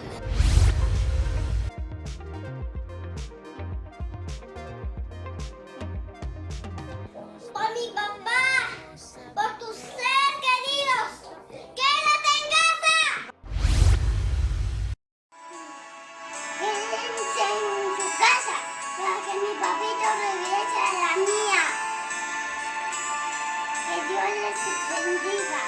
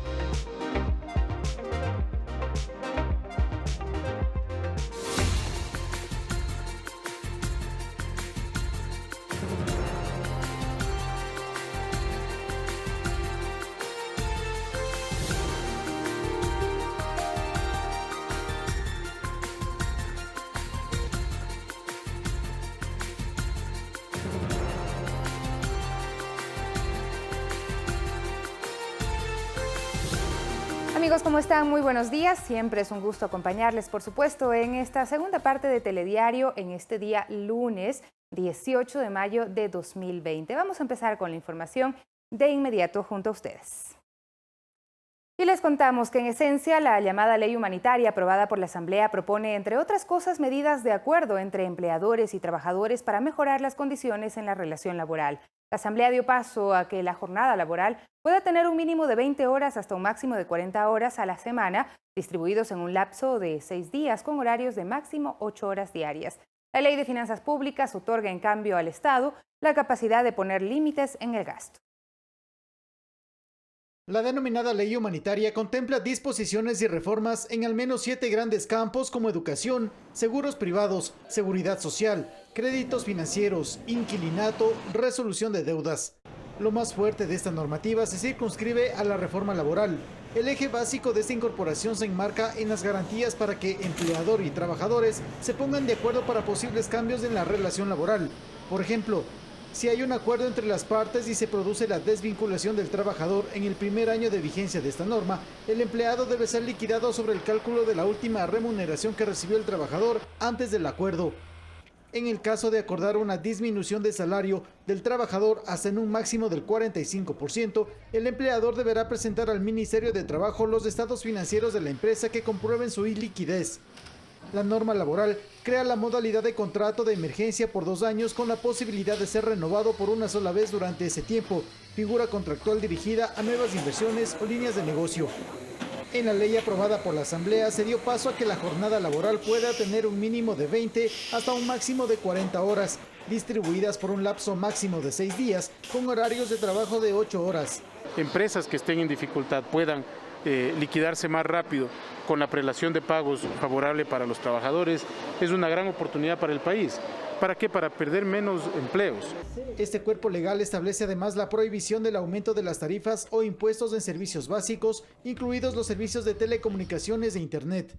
Las aseguradoras de salud privadas no podrán suspender su prestación por falta de pago del usuario. Se suspende el cobro de multas e intereses en los procesos de matriculación vehicular. Se dispone además que el IES extienda su cobertura por 60 días a las personas que se quedaron en el desempleo durante el periodo de la emergencia sanitaria. La reducción de los tiempos para acceder al seguro de desempleo es una buena noticia. De su lado, la Ley de Ordenamiento de las Finanzas Públicas apunta a otorgar al Estado la capacidad de poner límites en el gasto para el control presupuestario, excepto en seguridad social. Hemos logrado defender la autonomía de los gobiernos locales y de la seguridad social, quitando lo que se pretendía desde el gobierno en el proyecto original. En los meses futuros se verá si estos cuerpos legales sirven para el imperativo de ayudar al empleo. Esta ley da paso a la creación de un seguro petrolero y minero y crea un fondo de ahorros para el Estado. Javier Ceballos, Medios Públicos. Y desde el Frente Político y Económico del Ejecutivo se calificó de positiva la aprobación en la Asamblea Nacional de las 2 leyes que el gobierno remitió en el contexto de la emergencia sanitaria y económica. La llamada ley humanitaria y la ley de finanzas públicas apuntan a garantizar que sea el acuerdo el que prime para evitar desempleo en este caso y en otro garantizar ordenamiento en el manejo de las finanzas del fisco. Desde lo político se reconoció el trabajo de la Asamblea Nacional en la aprobación de las leyes humanitaria y de finanzas públicas. Por lo pronto estamos agradecidos con quienes votaron a favor de la ley, estamos agradecidos por la cantidad de personas en opinión pública que se dieron cuenta lo fundamental que es esta norma para el futuro del Ecuador. Con la ley humanitaria, acotó el jefe de gabinete de gobierno, se prioriza el acuerdo para evitar despidos y desempleo con una norma laboral acorde a los actuales tiempos. Y hoy tenemos una nueva norma laboral que permite que empleador y empleado se pongan de acuerdo para que no haya un desempleo permanente y grande. Hoy estamos contentos porque nos va a permitir que los acuerdos entre los ecuatorianos sean lo que manden. La ley protege al empleado también y la ley permite que haya un control cruzado para que esto vaya hacia adelante. Con la aprobación de la Ley de Finanzas Públicas, añadió Juan Sebastián Roldán, se impone el orden. Es una ley que va a permitir que ustedes, que el mundo tenga la certeza de cómo vamos a manejar nosotros como ecuatorianos nuestras cuentas y por tal razón la gente que nos presta dinero de fuera nos pueda prestar ese dinero. Desde el Frente Económico se destaca en la ley humanitaria la posibilidad de llegar a acuerdos. Para el ministro de Economía, Richard Martínez, ese es el núcleo de la norma propuesta. No se aprobaron los temas contributivos, pues está bien, nosotros con un espíritu democrático entendíamos que no había la acogida para aquello, pero lo importante era hablar el corazón de la reforma, que es este acuerdo entre las partes. La Ley de Finanzas Públicas, por su lado, permite a largo plazo una mejor planificación de las cuentas públicas, con orden y transparencia en el manejo fiscal. Esta es la meta, a decir del ministro de Economía. Tener fondos de ahorro hacia futuro, tener capacidad de cobertura petrolera para que estas variaciones y estas fluctuaciones tan fuertes de precio no nos vengan a complicar el escenario. Pero las dos leyes remitidas a la Asamblea de parte del Ejecutivo no son el punto final por ahora, acotó Martínez. Ahora lo que se viene es un programa importante, activo, de créditos preferenciales, que lo va a anunciar el presidente de la República, que está diseñado de tal manera que aquellas empresas pequeñas, medianas particularmente, puedan acceder rápido a recursos a bajo costo, con periodos de gracia, de tal manera que puedan tener un oxígeno y un alivio para preservar las fuentes de empleo. Esto va a estar alimentado de los recursos internacionales que van llegando al país. Las dos leyes aprobadas por el Parlamento regresarán nuevamente al Ejecutivo, donde se las revisará y, de ser el caso, se las vetará total o parcialmente, o se dispondrá su publicación en el registro oficial para su inmediata vigencia. Javier Ceballos, Medios Públicos. 8 de la mañana con 10 minutos, y la crisis generada por la pandemia del coronavirus, la caída de los precios del petróleo y la baja recaudación de impuestos por la paralización de actividades generó un déficit fiscal para el Estado de 8.000 millones de dólares. Por estas razones, el gobierno resolvió recortar gastos con la fusión y eliminación de varias empresas. Está en análisis también la eliminación de los subsidios a los combustibles para que esos recursos sirvan para enfrentar la crisis sanitaria. Ecuador enfrenta una de las peores crisis económicas de su historia. El déficit en el presupuesto general del Estado, que se incrementó en 8.000 millones de dólares, obedece a la caída de dos principales ingresos, las exportaciones petroleras y la baja recaudación de impuestos provocada por el confinamiento obligatorio para evitar la propagación del coronavirus. En el mes de abril, los ingresos tributarios frente a abril del año pasado cayeron en 33% y los ingresos petroleros cayeron en más del 90%. Entonces estamos hablando de una caída que no habíamos visto nunca antes en la historia del Ecuador. Y somos de los países latinoamericanos más vulnerables frente a la crisis económica y frente a la crisis sanitaria. Ecuador se tiene previsto que el 2020 tenga una caída de al menos 6% de su economía. Es una de las caídas más grandes de los países latinoamericanos. Para enfrentar la crisis, el gobierno resolvió aplicar las medidas de austeridad pensadas antes de la pandemia del COVID-19 con el fin de recortar el gasto público. Se suprimió la Agencia de Regulación y Control Postal y fusionó la Agencia de Regulación y Control Minero, la Agencia de Regulación y Control de Electricidad y la Agencia de Regulación y Control de Hidrocarburos en una sola entidad denominada Agencia de Regulación y Control de Energía y Recursos Naturales No Renovables. No me gustaría un ajuste del gasto público a través de un número importantísimo de despidos, porque claramente eso generaría un efecto socioeconómico bastante fuerte, pero sí a través de una reducción en los sueldos, como se está haciendo en el sector privado.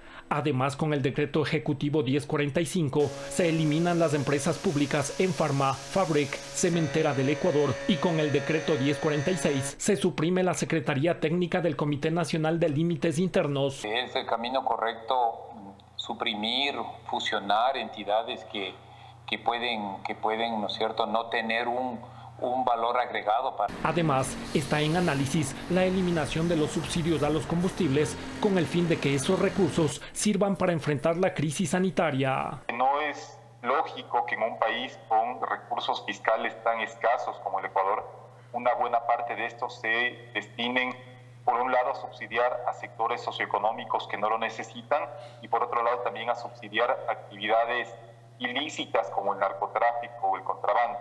Que se focalicen, de que sean más razonables esos subsidios y no beneficien ni al contrabando ni a la gente que tiene recursos para pagar los combustibles. Santiago Tello, Medios Públicos.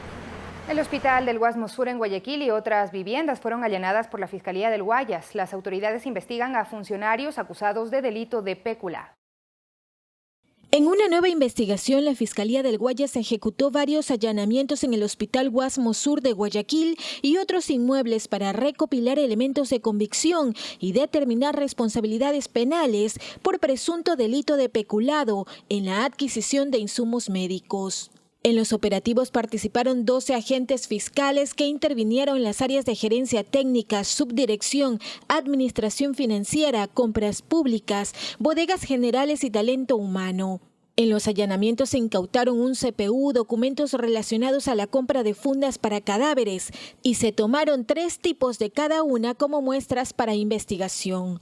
Se allanaron 2 domicilios del gerente del hospital, uno en el oeste del puerto principal y el otro en Daule. También se intervino en el domicilio de la compañía investigada en Sauces, al norte de la urbe porteña. Aquí se fijaron indicios por parte de personal de criminalística y en el cantón Durán, urbanización Panorama, se allanó la vivienda del principal de compras públicas. Los hechos se dan luego de que la Fiscalía del Guayas iniciara una investigación previa el 9 de mayo por presunto delito de peculado contra funcionarios del Hospital General Guasmo Sur y varias empresas proveedoras por irregularidades en la compra de insumos médicos y fundas para cadáveres. Mariuxi Buenaño, Medios Públicos. Y el jefe de gabinete de la presidencia, Juan Sebastián Roldán, calificó como miserable a quien usa recursos públicos para fines personales en esta emergencia. La autoridad de gobierno reiteró que el presidente Lenín Moreno tiene la firme decisión de dar con todos los responsables en los actos de presuntos sobreprecios en la adquisición de insumos en determinados hospitales de la Seguridad Social. Esto fue lo que dijo. Quien roba en medio de una emergencia y quien roba en salud tiene que tener el doble del castigo. El presidente de la República está valorando tomar ciertas decisiones en términos de iniciativas legislativas al respecto, lo planteará él, pero desde la indignación no nos podemos quedar solamente ahí.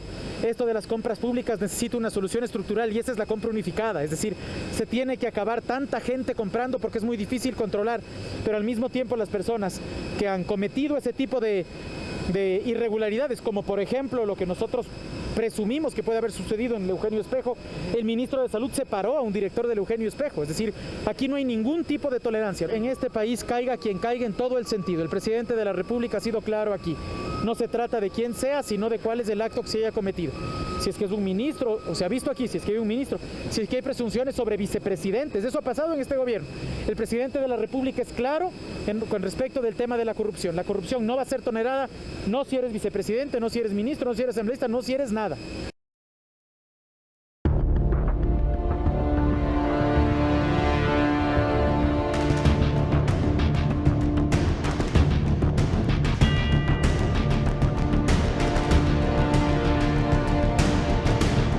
Las personas que en vuelos humanitarios desean regresar al Ecuador deberán obligatoriamente practicarse con 72 horas antes del embarque la prueba que certifique que son negativos para coronavirus, la PCR. Esta decisión la adoptó el COE Nacional en vista de que 2 pasajeros positivos con COVID retornaron al país desde Nueva York. Se quiere evitar riesgos y así lo estableció el COE Nacional en las últimas horas. Las personas interesadas en regresar a Ecuador en vuelos humanitarios deberán practicarse al menos con 72 horas antes del embarque en el avión la prueba PCR que certifique que no están infectados con COVID-19. Esta medida, anunciada por la ministra de Gobierno María Paula Romo, se adoptó tras conocer el caso de 2 ciudadanos portadores de coronavirus quienes retornaron desde Nueva York. Este requisito se lo exigirá desde el próximo jueves, desde la medianoche. La autoridad de gobierno dio a conocer además que el COE Nacional autorizó proyectos piloto en el campo comercial para la ciudad de Cuenca, para el sector automotriz y textil en Quito y en restaurantes para San Borondón en Guayas. María Paula Romo aclaró además que el deporte profesional y los deportistas de élite pueden retornar a sus entrenamientos. Las competencias y torneos se retomarán a partir de julio, sin público y previa valoración de las autoridades de salud. Javier Ceballos, Medios Públicos. Mientras, el presidente de la República, Lenín Moreno, informó a través de su cuenta de Twitter que mediante decreto ejecutivo número 1052 extendió el estado de excepción por 30 días más. El mandatario señala que tomó esta decisión con el objetivo de precautelar el bienestar de todos los ecuatorianos y poder desplegar todas las medidas necesarias para hacer frente a la emergencia sanitaria. Al renovar el estado de excepción, dispone que se mantenga la movilización en todo el territorio nacional de la Policía Nacional, las Fuerzas Armadas, el Ministerio de Salud y el Servicio Nacional de Gestión de Riesgos y Emergencias. Y de acuerdo al último informe sobre la situación del COVID-19 en el Ecuador, con corte a este domingo 17 de mayo, informamos que existen 33.182 casos confirmados, 2.736 fallecidos, 38.643 casos descartados, 3.433 personas recuperadas, 3.272 personas dadas de alta hospitalaria, 8.740 personas dadas de alta epidemiológica, 14.427 personas con aislamiento domiciliario. Las provincias más afectadas por el coronavirus son Guayas con 13.055 casos, Pichincha con 2.582, Manabí con 1.528, Los Ríos con 1.215 y El Oro con 920, Azuay con 693 casos, Santa Elena con 648, Santo Domingo de los Áchilas con 576 y Esmeraldas con 456. Las autoridades insisten en no aflojar con las medidas de prevención para evitar más personas contagiadas.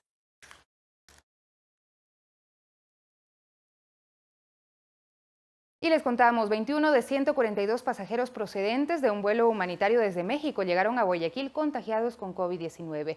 El anuncio lo realizó la Cancillería ecuatoriana. Luego de que hacen unas negligentes e inservibles pruebas, ¿qué? Arribaron al aeropuerto de Guayaquil y esta era la reacción de algunos pasajeros del vuelo humanitario procedente desde México este fin de semana. Los compatriotas se negaban a cumplir los protocolos de bioseguridad implementados por las autoridades en el Aeropuerto Internacional José Joaquín de Olmedo. Algunos decían que era porque se usaban los mismos guantes para todos los pasajeros. Lo cierto es que de los 142 compatriotas, 21 de ellos llegaron contagiados con COVID-19.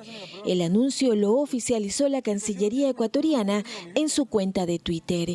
Pruebas rápidas practicadas a los 142 pasajeros que llegaron hoy a Guayaquil desde México revelaron que 21 de ellos resultaron positivos para COVID-19. Con base en las normas sanitarias, el Ministerio de Salud decidió que hagan el aislamiento en los lugares definidos por el Estado. Esta medida se toma para proteger la salud de todos. La llegada fue coordinada por la Embajada de Ecuador en México y la Cancillería, que busca garantizar el retorno seguro de todos los que estén varados en otros países. En su cuenta de Twitter, la ministra María Paula Romo dijo, además, que 2 pasajeros de Nueva York llegaron al país no solo conociendo que eran COVID positivo, sino que habían abandonado su hospitalización para viajar, por lo que se tomarán nuevas precauciones. Para entrar a Ecuador será obligatoria la prueba PCR que certifique que el pasajero dio negativo, realizada máximo 72 horas antes de embarcar. La obligatoriedad inicia este jueves a la medianoche. Mientras tanto, quienes lleguen serán sometidos a pruebas rápidas. Hasta el 17 de mayo, más de 10.000 ecuatorianos han retornado al país en vuelos humanitarios, en lo que sería la mayor repatriación de la historia en Ecuador. Mariuxi Buenaño, Medios Públicos.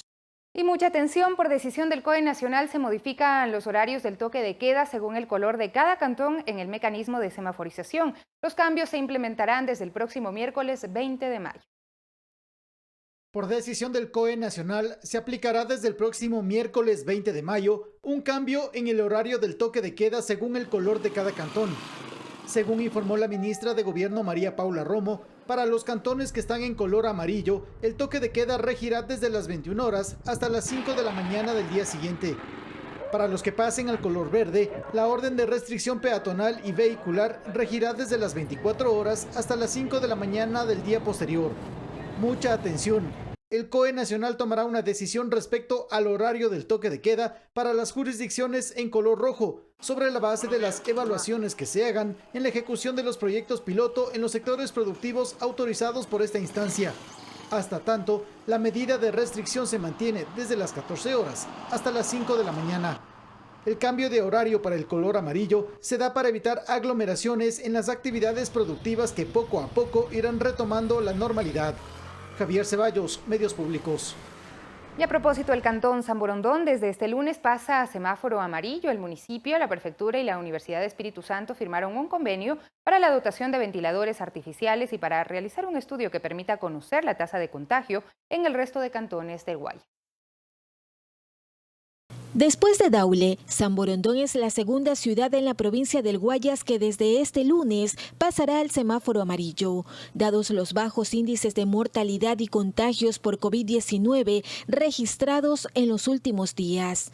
En esta segunda fase, la Prefectura del Guayas, el municipio de San Borondón y la Universidad de Especialidades Espíritu Santo acordaron mediante un convenio realizar pruebas rápidas y efectuar un muestreo para determinar mediante un estudio técnico elaborado por especialistas médicos y epidemiólogos de la UES en qué situación se encuentran los otros cantones del Guayas. Este lunes arrancamos con las pruebas médicas que nos va a indicar proyecciones y todos los testeos de cómo está cada uno de los cantones, y eso va a ayudar a los alcaldes a tomar las mejores decisiones para nuestra población. No solo el sector comercial y productivo necesitan oxígeno para salir de la crisis.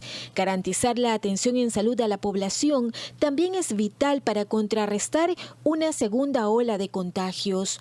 Por ello, con un pulmón artificial, Santiago Ailuardo, médico de la UES, explica cómo funcionan los respiradores artificiales, que con los tanques de oxígenos serán donados a 19 hospitales, clínicas y subcentros de salud de la provincia, gracias al aporte de la empresa privada. Para niños y para adultos, ¿no? Tiene oxigenación de 100% y 50%, que es la fracción inspirada de oxígeno. Este es un ventilador de transporte. Este es un pulmón de prueba, que es origen inglés. No necesita electricidad ni baterías. Es importantísimo. Solo funciona mientras haya presión de oxígeno. Con el gobierno del Guayas, el municipio de San Borondón hizo una ayuda para conseguir respiradores para la gente, todo el Guayas, un apoyo que estamos dando. Hay que ser solidarios, no solamente con la gente de nuestro cantón, sino con los cantones vecinos. Y lo hemos articulado por medio del gobierno del Guayas en un trabajo en conjunto que hemos venido haciendo. Conseguir algo que parecía imposible conseguir, lo hemos conseguido y lo hemos hecho realidad. Mariuxi Buenaño, Medios Públicos. 8 de la mañana con 25 minutos. Mientras Guayaquil pasará a semáforo amarillo el próximo 20 de mayo. El anuncio lo hizo la alcaldesa de Guayaquil, Cintia Viteri, en su cuenta de Twitter. La burgomaestre señala que con los resultados obtenidos solicitará al COE Nacional el traspaso de semáforo rojo a amarillo desde el miércoles 20 de mayo, mientras cada 15 días informará sobre la evolución de la situación de COVID-19 en Guayaquil. El municipio dice que ellos y sus dependencias harán su parte, mientras los ciudadanos deben hacer la suya. También se aclara que se harán ajustes de acuerdo a la realidad de la ciudad para apoyar la apertura de negocios bajo la modalidad controlada, la cual debe ser respetada por todos y todas.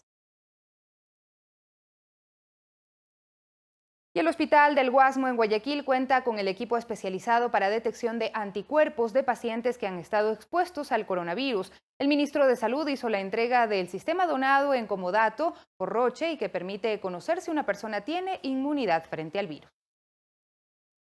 El ministro de Salud, Juan Carlos Ceballos, entregó al Hospital del Guasmo Sur de Guayaquil el equipo portátil donado por Laboratorios Roche. Sirve para medir anticuerpos en la sangre de pacientes que han sido expuestos al COVID-19 y evalúa su respuesta inmunitaria frente al virus. Un equipo de Roche que ha sido recibido en comodato y que sirve para realizar pruebas rápidas de anticuerpos. Tenemos suficientes pruebas y un equipo súper automatizado que sirve para hacer hasta 170 pruebas por hora. Vamos a testear a las personas que ya han sufrido el contagio del virus y que se han recuperado. Muchas de estas van a ser asintomáticas, es decir, que no tienen ningún síntoma. La prueba de Roche fue liberada por la FDA y la Comunidad Europea con una licencia el día 30 de abril.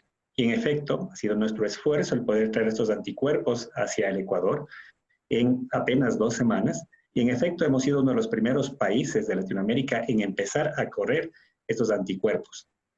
Que al momento, como han visto, hemos instalado un equipo en el Hospital del Guasmo, pero también hay otros equipos que ya tenemos instalados en distintos hospitales de la red pública, como el Hospital Eugenio Espejo, el Vicente Corral Moscoso, en el Hospital en Santa Elena, en Babahoyo, Y así hay 9 hospitales que en esta semana ya se han empezado a beneficiar con tener estos anticuerpos. Consiste en una prueba serológica y se realiza 14 días después de confirmarse la infección mediante PCR. Su alta especificidad, superior al 99.8% y una sensibilidad del 100%, permite determinar de manera confiable si una persona ha estado expuesta al virus y si el paciente ha desarrollado anticuerpos.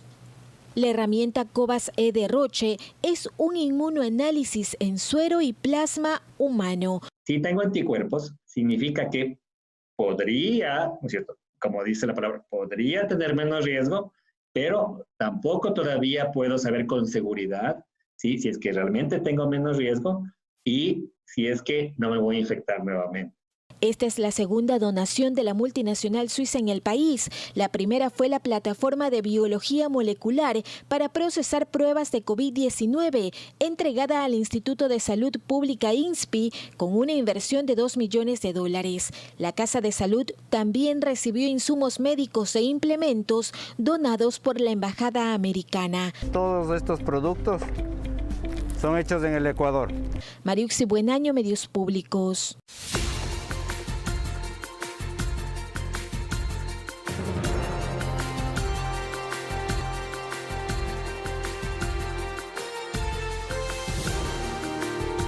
Tenemos más noticias para ustedes. En medio de la emergencia sanitaria provocada por el coronavirus, en 2 meses el ECU 911 reportó más de 29.000 emergencias relacionadas a ciudadanos que se encontraban tomando licor e incluso dormidos en aceras durante el toque de queda y estado de excepción. Entre el 12 de marzo y 14 de mayo, el Servicio Integrado de Seguridad ECU 911 coordinó la atención de 29.731 emergencias relacionadas con personas que fueron halladas libando en el espacio público durante el toque de queda y estado de excepción. En ese momento no solamente Policía Nacional tiene que articularse, sino también articulamos la red de salud. Esto quiere decir Ministerio de Salud Pública, ya sea el IES, la Cruz Roja Ecuatoriana, el Cuerpo de Bomberos. Entonces no me parece que esta gran cantidad de recursos del Estado se tengan que enviar por personas que incumplen primero desde un punto de vista ético, que estamos en una crisis sanitaria, y que también incumplen la normativa vigente.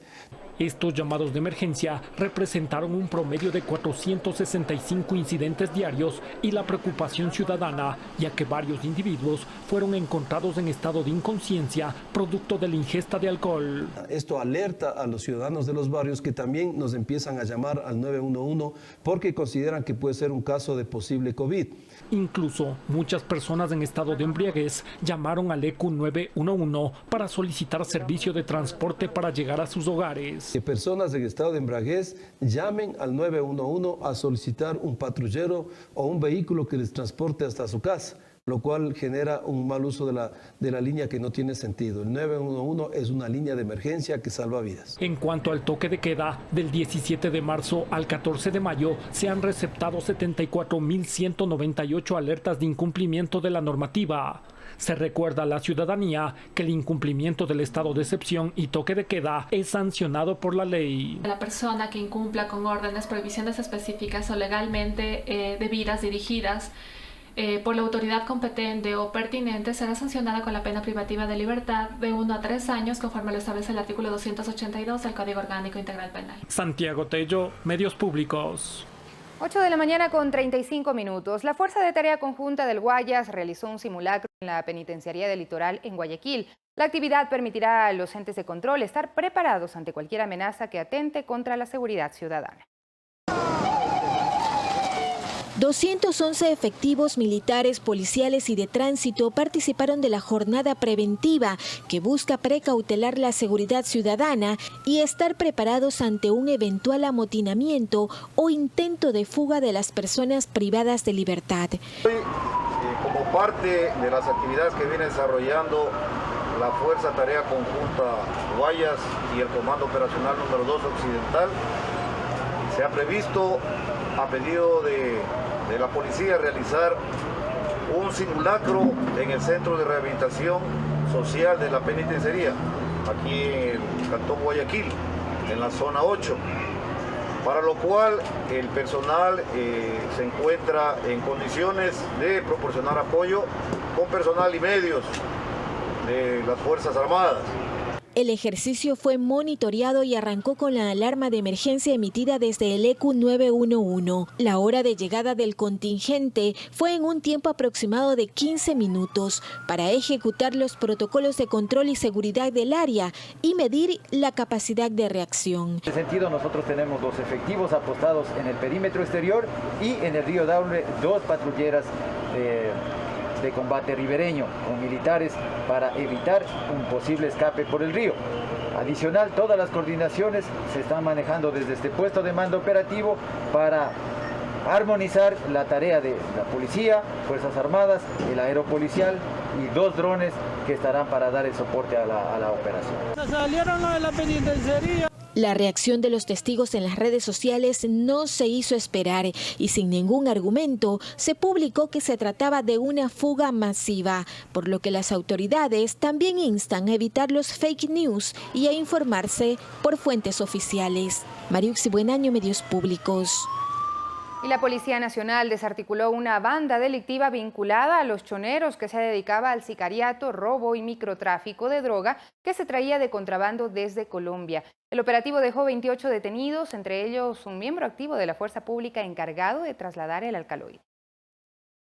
Después de 7 meses de investigación y seguirle los pasos, la policía antinarcóticos detuvo al líder que sería miembro de la banda de los choneros, así como a sus integrantes y que se dedicaban al sicariato, robo a mano armada, acopio y expendio de droga en varios sectores populares en Guayaquil.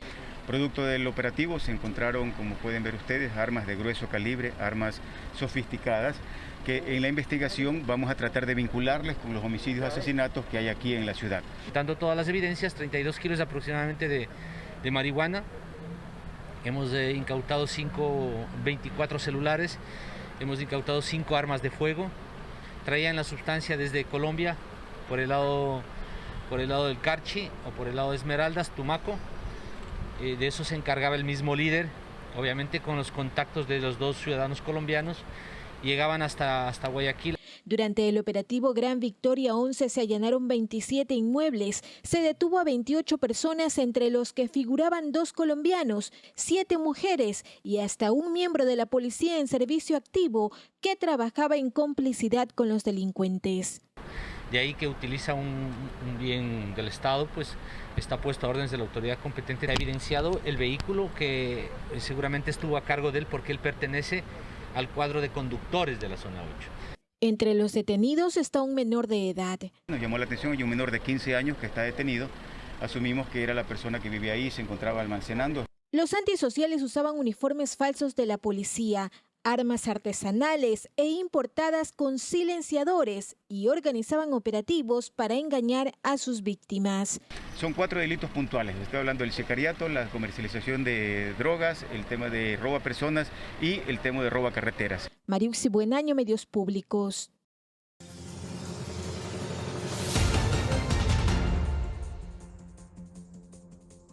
Ocho de la mañana con 39 minutos. En las noticias del mundo, el presidente de Brasil, Jair Bolsonaro, desafió nuevamente las directrices sanitarias contra las aglomeraciones en momentos que el país, el cuarto con más casos de COVID-19 en el mundo, supera la marca de los 15.000 muertos por la enfermedad. Bolsonaro participó este domingo de una manifestación a su favor, pese a que evitó al máximo los contactos físicos y usó un tapabocas durante la cerca de media hora en que acompañó a sus simpatizantes frente al Palacio Presidencial de Planalto, en Brasilia. Bajó por la rampa de la edificación para acercarse lo máximo posible a los manifestantes y llegó a cargar a 2 niños. Mientras Santiago de Chile comenzó este fin de semana a vivir una cuarentena ampliada impuesta tras el brusco aumento de los casos y fallecidos por el nuevo coronavirus la última semana. Esta decisión cambió las actividades en la capital chilena. Veamos. Las calles de la capital chilena se quedaron vacías nuevamente desde este sábado debido a una mega cuarentena impuesta ante el aumento de los contagios y víctimas mortales provocado por el nuevo coronavirus. El país sudamericano había evitado confinar completamente la ciudad. Actualmente las actividades se redujeron en un 85% en esta urbe de cerca de 7 millones de habitantes. El panorama de este fin de semana de Santiago de Chile es muy distinto al que se registraba pocos días atrás. Chile había optado por una estrategia de cuarentenas dinámicas o parciales que se aplicaban según el número de contagios positivos de COVID-19. No obstante, una escalada en los contagios obligó a las autoridades a aplicar un confinamiento más severo.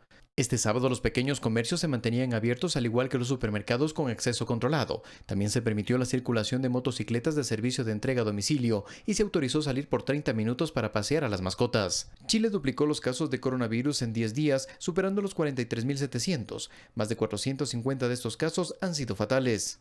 El área metropolitana es la que más preocupa a las autoridades, pues Santiago de Chile concentra el 80% de los contagios y donde la ocupación de las camas de los servicios de urgencias se ubica en un 90%. Carlos Flores, Medios Públicos. Y la economía japonesa entró en recesión en el primer trimestre del año por primera vez desde 2015 tras contraerse un 0.9% debido a la epidemia del coronavirus y acumular 2 trimestres consecutivos en negativo, según los datos preliminares publicados este lunes por el gobierno. El Ejecutivo además aprobó varias medidas de emergencia que suman la cifra récord de 25.69 billones de yenes, es decir, unos 239.700 millones de dólares, y que incluyen ayudas económicas a empresas y el reparto de dinero a todos los residentes del país. Y les contamos, el embajador de China en Israel, Du Wei, fue hallado muerto este fin de semana en su residencia del barrio de Herli, a las afueras de Tel Aviv. La policía local abrió una investigación para determinar las causas del fallecimiento. La esposa e hijo del diplomático no estaban con él en Israel. Du Wei, de 57 años, había sido embajador en Ucrania antes de asumir su cargo como máximo representante diplomático de China en Israel en febrero. Su muerte se produce días después de la visita a Jerusalén del secretario de Estado estadounidense Mike Pompeo, quien exhortó a Israel a limitar las inversiones chinas en sectores estratégicos, según información de la prensa. Washington acusó implícitamente a Pekín de esconder la información sobre la pandemia del coronavirus e incluso de tratar de piratear las investigaciones de una vacuna. La embajada china en Israel respondió a estas acusaciones señalando que Pompeo no había mostrado ninguna prueba sobre los presuntos riesgos de seguridad que suponían las inversiones del gigante asiático en Israel.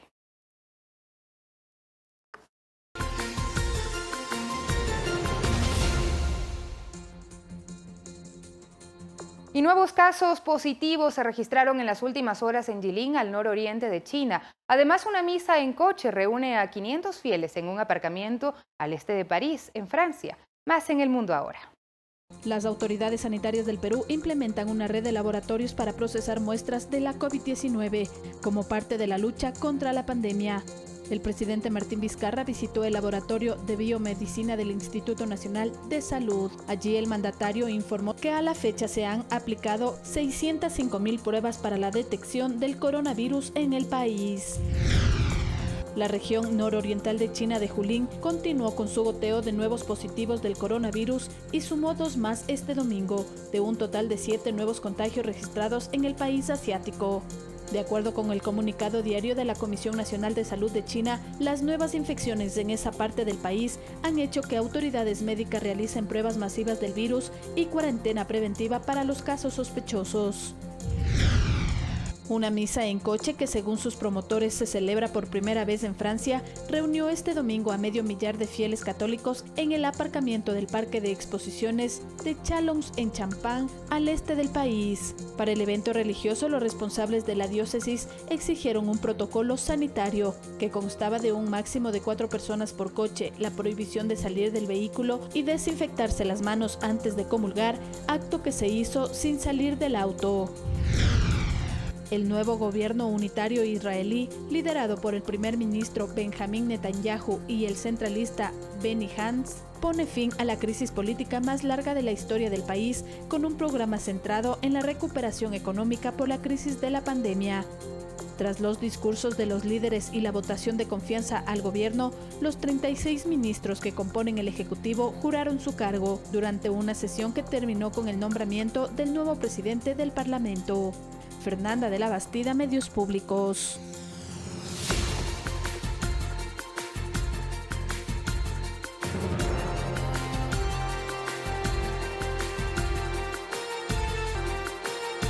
Y en el el marco del Día Mundial de las Telecomunicaciones y el Día Mundial del Internet, que se celebra cada 17 de mayo, el Gobierno Nacional reitera su compromiso de consolidar el Ecuador digital desde una estrategia creada para aportar al desarrollo económico y social del país.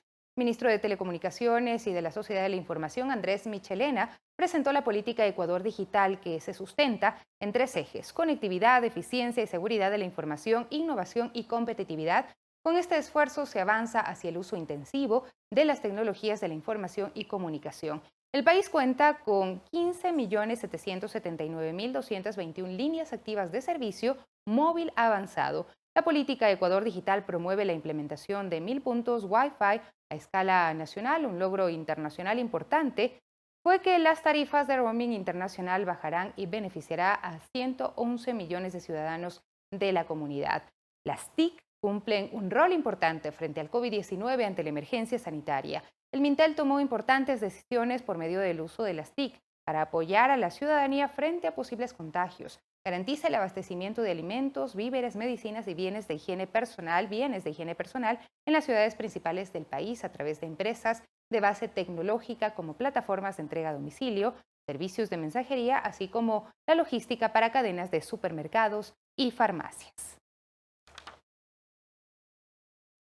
8:50. El tranvía de Cuenca retomó las operaciones de circulación enfocadas a la etapa de ajuste operativo que se detuvieron tras las medidas de restricción de circulación ante la pandemia del COVID-19 que afecta a la mayoría de ciudades a nivel mundial.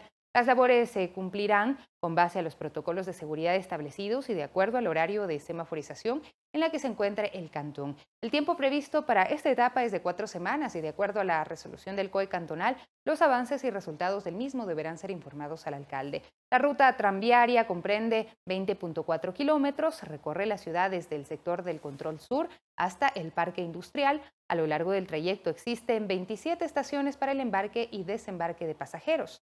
Se hace un llamado de atención a la ciudadanía, en especial a conductores y ciclistas, quienes dan mal uso a la vía tranviaria y respetando la señalización establecida, lo que incluso ha causado accidentes de tránsito. Hemos trabajado en esos procedimientos y lo que estamos es acogiendo la ordenanza que se aprobó hace algunos días en lo que es referente al transporte público. Se está incorporando información visual, auditiva, tanto en los trenes cuanto en las paradas. También los elementos iremos disponiéndoles a lo largo de este tiempo de ajuste operativo y cumpliremos lo determinado por los lineamientos del COE cantonal, que en una primera instancia, cuando estemos en un semáforo en amarillo, circularemos al 30% de nuestra capacidad y luego un semáforo en verde al 50% de nuestra capacidad. Recordemos que la capacidad de las unidades es de 207 pasajeros y por ende podremos ayudar a incrementar esta demanda de transporte, esta oferta, de transporte que tendrán los ciudadanos. Y desde este lunes 18 de mayo se reinician trabajos de repavimentación en 4 vías de Quito en los siguientes frentes. Preste atención: en el norte, Avenida Real Audiencia y 19 de diciembre. En el sur, Avenidas Condorñán y Pedro Vicente Maldonado. El plan kilómetro a kilómetro tiene un avance de 100 kilómetros ya. Estas obras se suspendieron a raíz de la declaratoria del estado de emergencia sanitaria para evitar la propagación del COVID-19. Antes de la declaratoria de emergencia se trabajó a buen ritmo y se avanzó en 100 kilómetros de los 150 planificados en la primera fase. Se concluyeron 67 vías, 32 en el sur, 25 en el norte y 10 en el centro, para asegurar un retorno seguro a las operaciones. La EPMOP tomó todas las medidas necesarias de prevención y protección para sus colaboradores. Desde el 8 de mayo realiza pruebas de sangre y PCR para descartar la presencia del COVID-19. Se les entrega además equipos de bioseguridad para brindarles todas las medidas de protección necesaria a los trabajadores. La Corporación Eléctrica del Ecuador, a través de su unidad de negocio Coca-Cola Sinclair, inició la contratación de estudios científicos, geológicos y topográficos que determinarán las razones técnicas de este fenómeno natural del socavamiento de tierra en la cuenca del río Coca. Los estudios se realizarán en el tramo El Salado, Cascada, San Rafael, con una extensión de 19 kilómetros. En el sector se localizan infraestructuras estratégicas importantes para el país, como son el sistema de oleoducto transecuatoriano SOTE, oleoducto de crudos pesados OCP, el poliducto Susufindi Quito, la estación de bombeo El Salado, la captación de la central hidroeléctrica Coca-Codo-Sinclair, un tramo de la vía Quito-Lago Agro y poblaciones del cantón El Chaco, provincia de Napo. El presupuesto referencial para la ejecución de los estudios y obras emergentes es de unos $480.000. Las empresas seleccionadas en un plazo de 60 días emitirán los resultados de los estudios y recomendaciones para determinar acciones a corto y largo plazo en el río Coca y la pertinencia de ejecutar obras emergentes en el sitio. El equipo técnico de SELEC EP realiza el monitoreo diario de la evolución de la erosión del cauce del río. Los ministerios de Energía y Recursos Naturales No Renovables, Ambiente y Agua, y de Transporte y Obras Públicas y las empresas OCP Ecuador, Petroecuador, SELEC EP, la Secretaría de Gestión de Riesgos, junto al Servicio Geológico de los Estados Unidos, mantienen reuniones de coordinación para brindar una solución definitiva respecto al fenómeno erosivo del río. Y les contamos que los doctores Sonrisa y la Fundación Cecilia Rivadeneira llevaron alegría a los barrios de Quito. Con mensajes de optimismo y resistencia, alegraron con su arte las calles de la capital.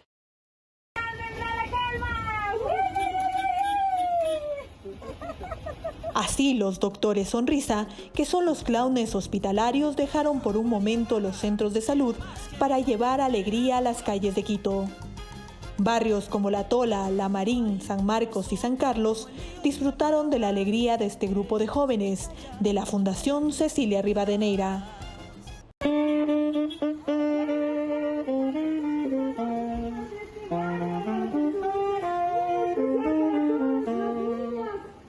El objetivo fue llevar un mensaje de esperanza y de resistencia a los barrios de la capital, sobre todo a los niños y adultos mayores, entre ellos quienes padecen enfermedades catastróficas.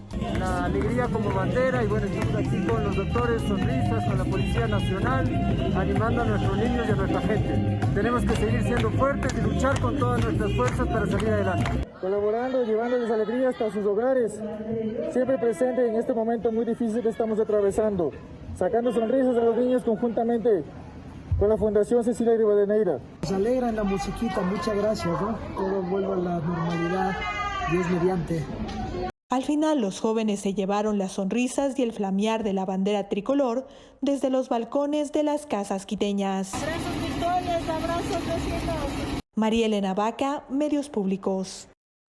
Y se cumplen 2 meses desde que se decretó la emergencia sanitaria y se dispuso el confinamiento en el país para enfrentar el avance del COVID-19.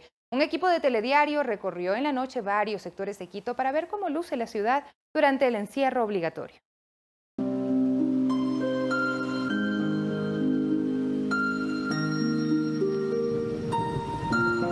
¿Qué sucede en Quito durante estas noches de cuarentena? En medio de la soledad de la urbe hay muchas personas que cumplen una labor silenciosa. Por ejemplo, aquí, en el Parque El Arbolito, centro norte de la capital, donde se encuentra uno de los 2 albergues que hay en la ciudad para atender a personas que antes de la pandemia se encontraban deambulando en las calles. Constatamos la atención y los cuidados que reciben. Aquí se les da las 5 comidas diarias, que es el desayuno, la media mañana, el almuerzo, la media tarde y la cena. También se hacen actividades lúdicas para que ellos puedan aguantar el tema de la cuarentena como tal y también sin que haya el tema de angustia por estar encerrados en este espacio, que como pueden ver también tiene espacios verdes donde ellos pueden disipar y salir. También tenemos el tema de atención médica, triajes en salud permanentes para las personas que están aquí. Son en total 73 personas, muchos abandonados por sus familias, que ahora reciben apoyo y cuidados especiales durante este confinamiento. Y nuevamente hacemos un llamado para que por favor sigan apoyando estas iniciativas ciudadanas que son tan importantes. A la larga nosotros tenemos un proyecto para estas personas para que después de esta emergencia ellos no regresen a la calle y puedan mantenerse en espacios libres, no solamente de enfermedades, sino también que puedan tener una reinserción social adecuada. Continuando nuestro recorrido, más al sur, en el sector La Mascota, nos encontramos con policías y militares que de manera conjunta, hermanada, trabajaban en medio del frío y el riesgo que ahora implica salir. Estamos convencidos que esta batalla con la ayuda de la ciudadanía vamos a lograr vencerla. Diariamente están en contacto con más de 1000 personas. Su exposición al contagio es elevado. Por ello piden a la ciudadanía que la mejor forma de ayudarlos es quedándose en casa. Y en realidad renovamos cada día nuestro trabajo y nuestro juramento institucional, servir a la patria, ofrendando nuestra vida si es necesario, y es lo que estamos haciendo aquí. A pocos kilómetros, en el sector de la Vida Flora, encontramos a este grupo de trabajadores públicos. Su compromiso es evitar que la basura sea otro problema de la ciudad.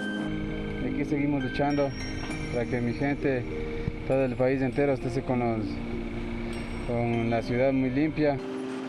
Llevan varias horas recorriendo y dejando limpias las calles. Antes de irse, solo dejan un mensaje para nosotros. Y las personas que están en la casa, que se queden, que no salgan mucho fuera de la casa, y muchas bendiciones para todos. Regresando en dirección norte, contemplamos brevemente la belleza de nuestra vacía ciudad.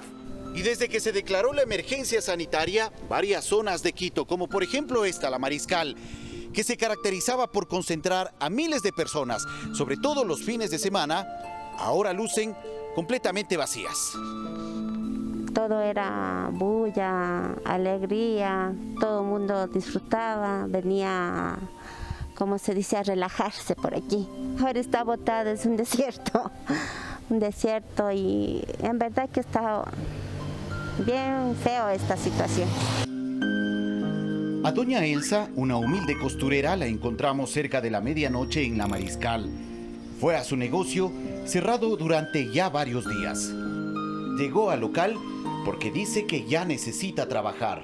A lo menos yo, que ya estoy pasada a mi edad, nadie quiere darme trabajo. Y si yo cierro mi taller, ¿a qué me dedico? Son algunas de las historias que descubrimos durante esta noche, de este ya largo confinamiento.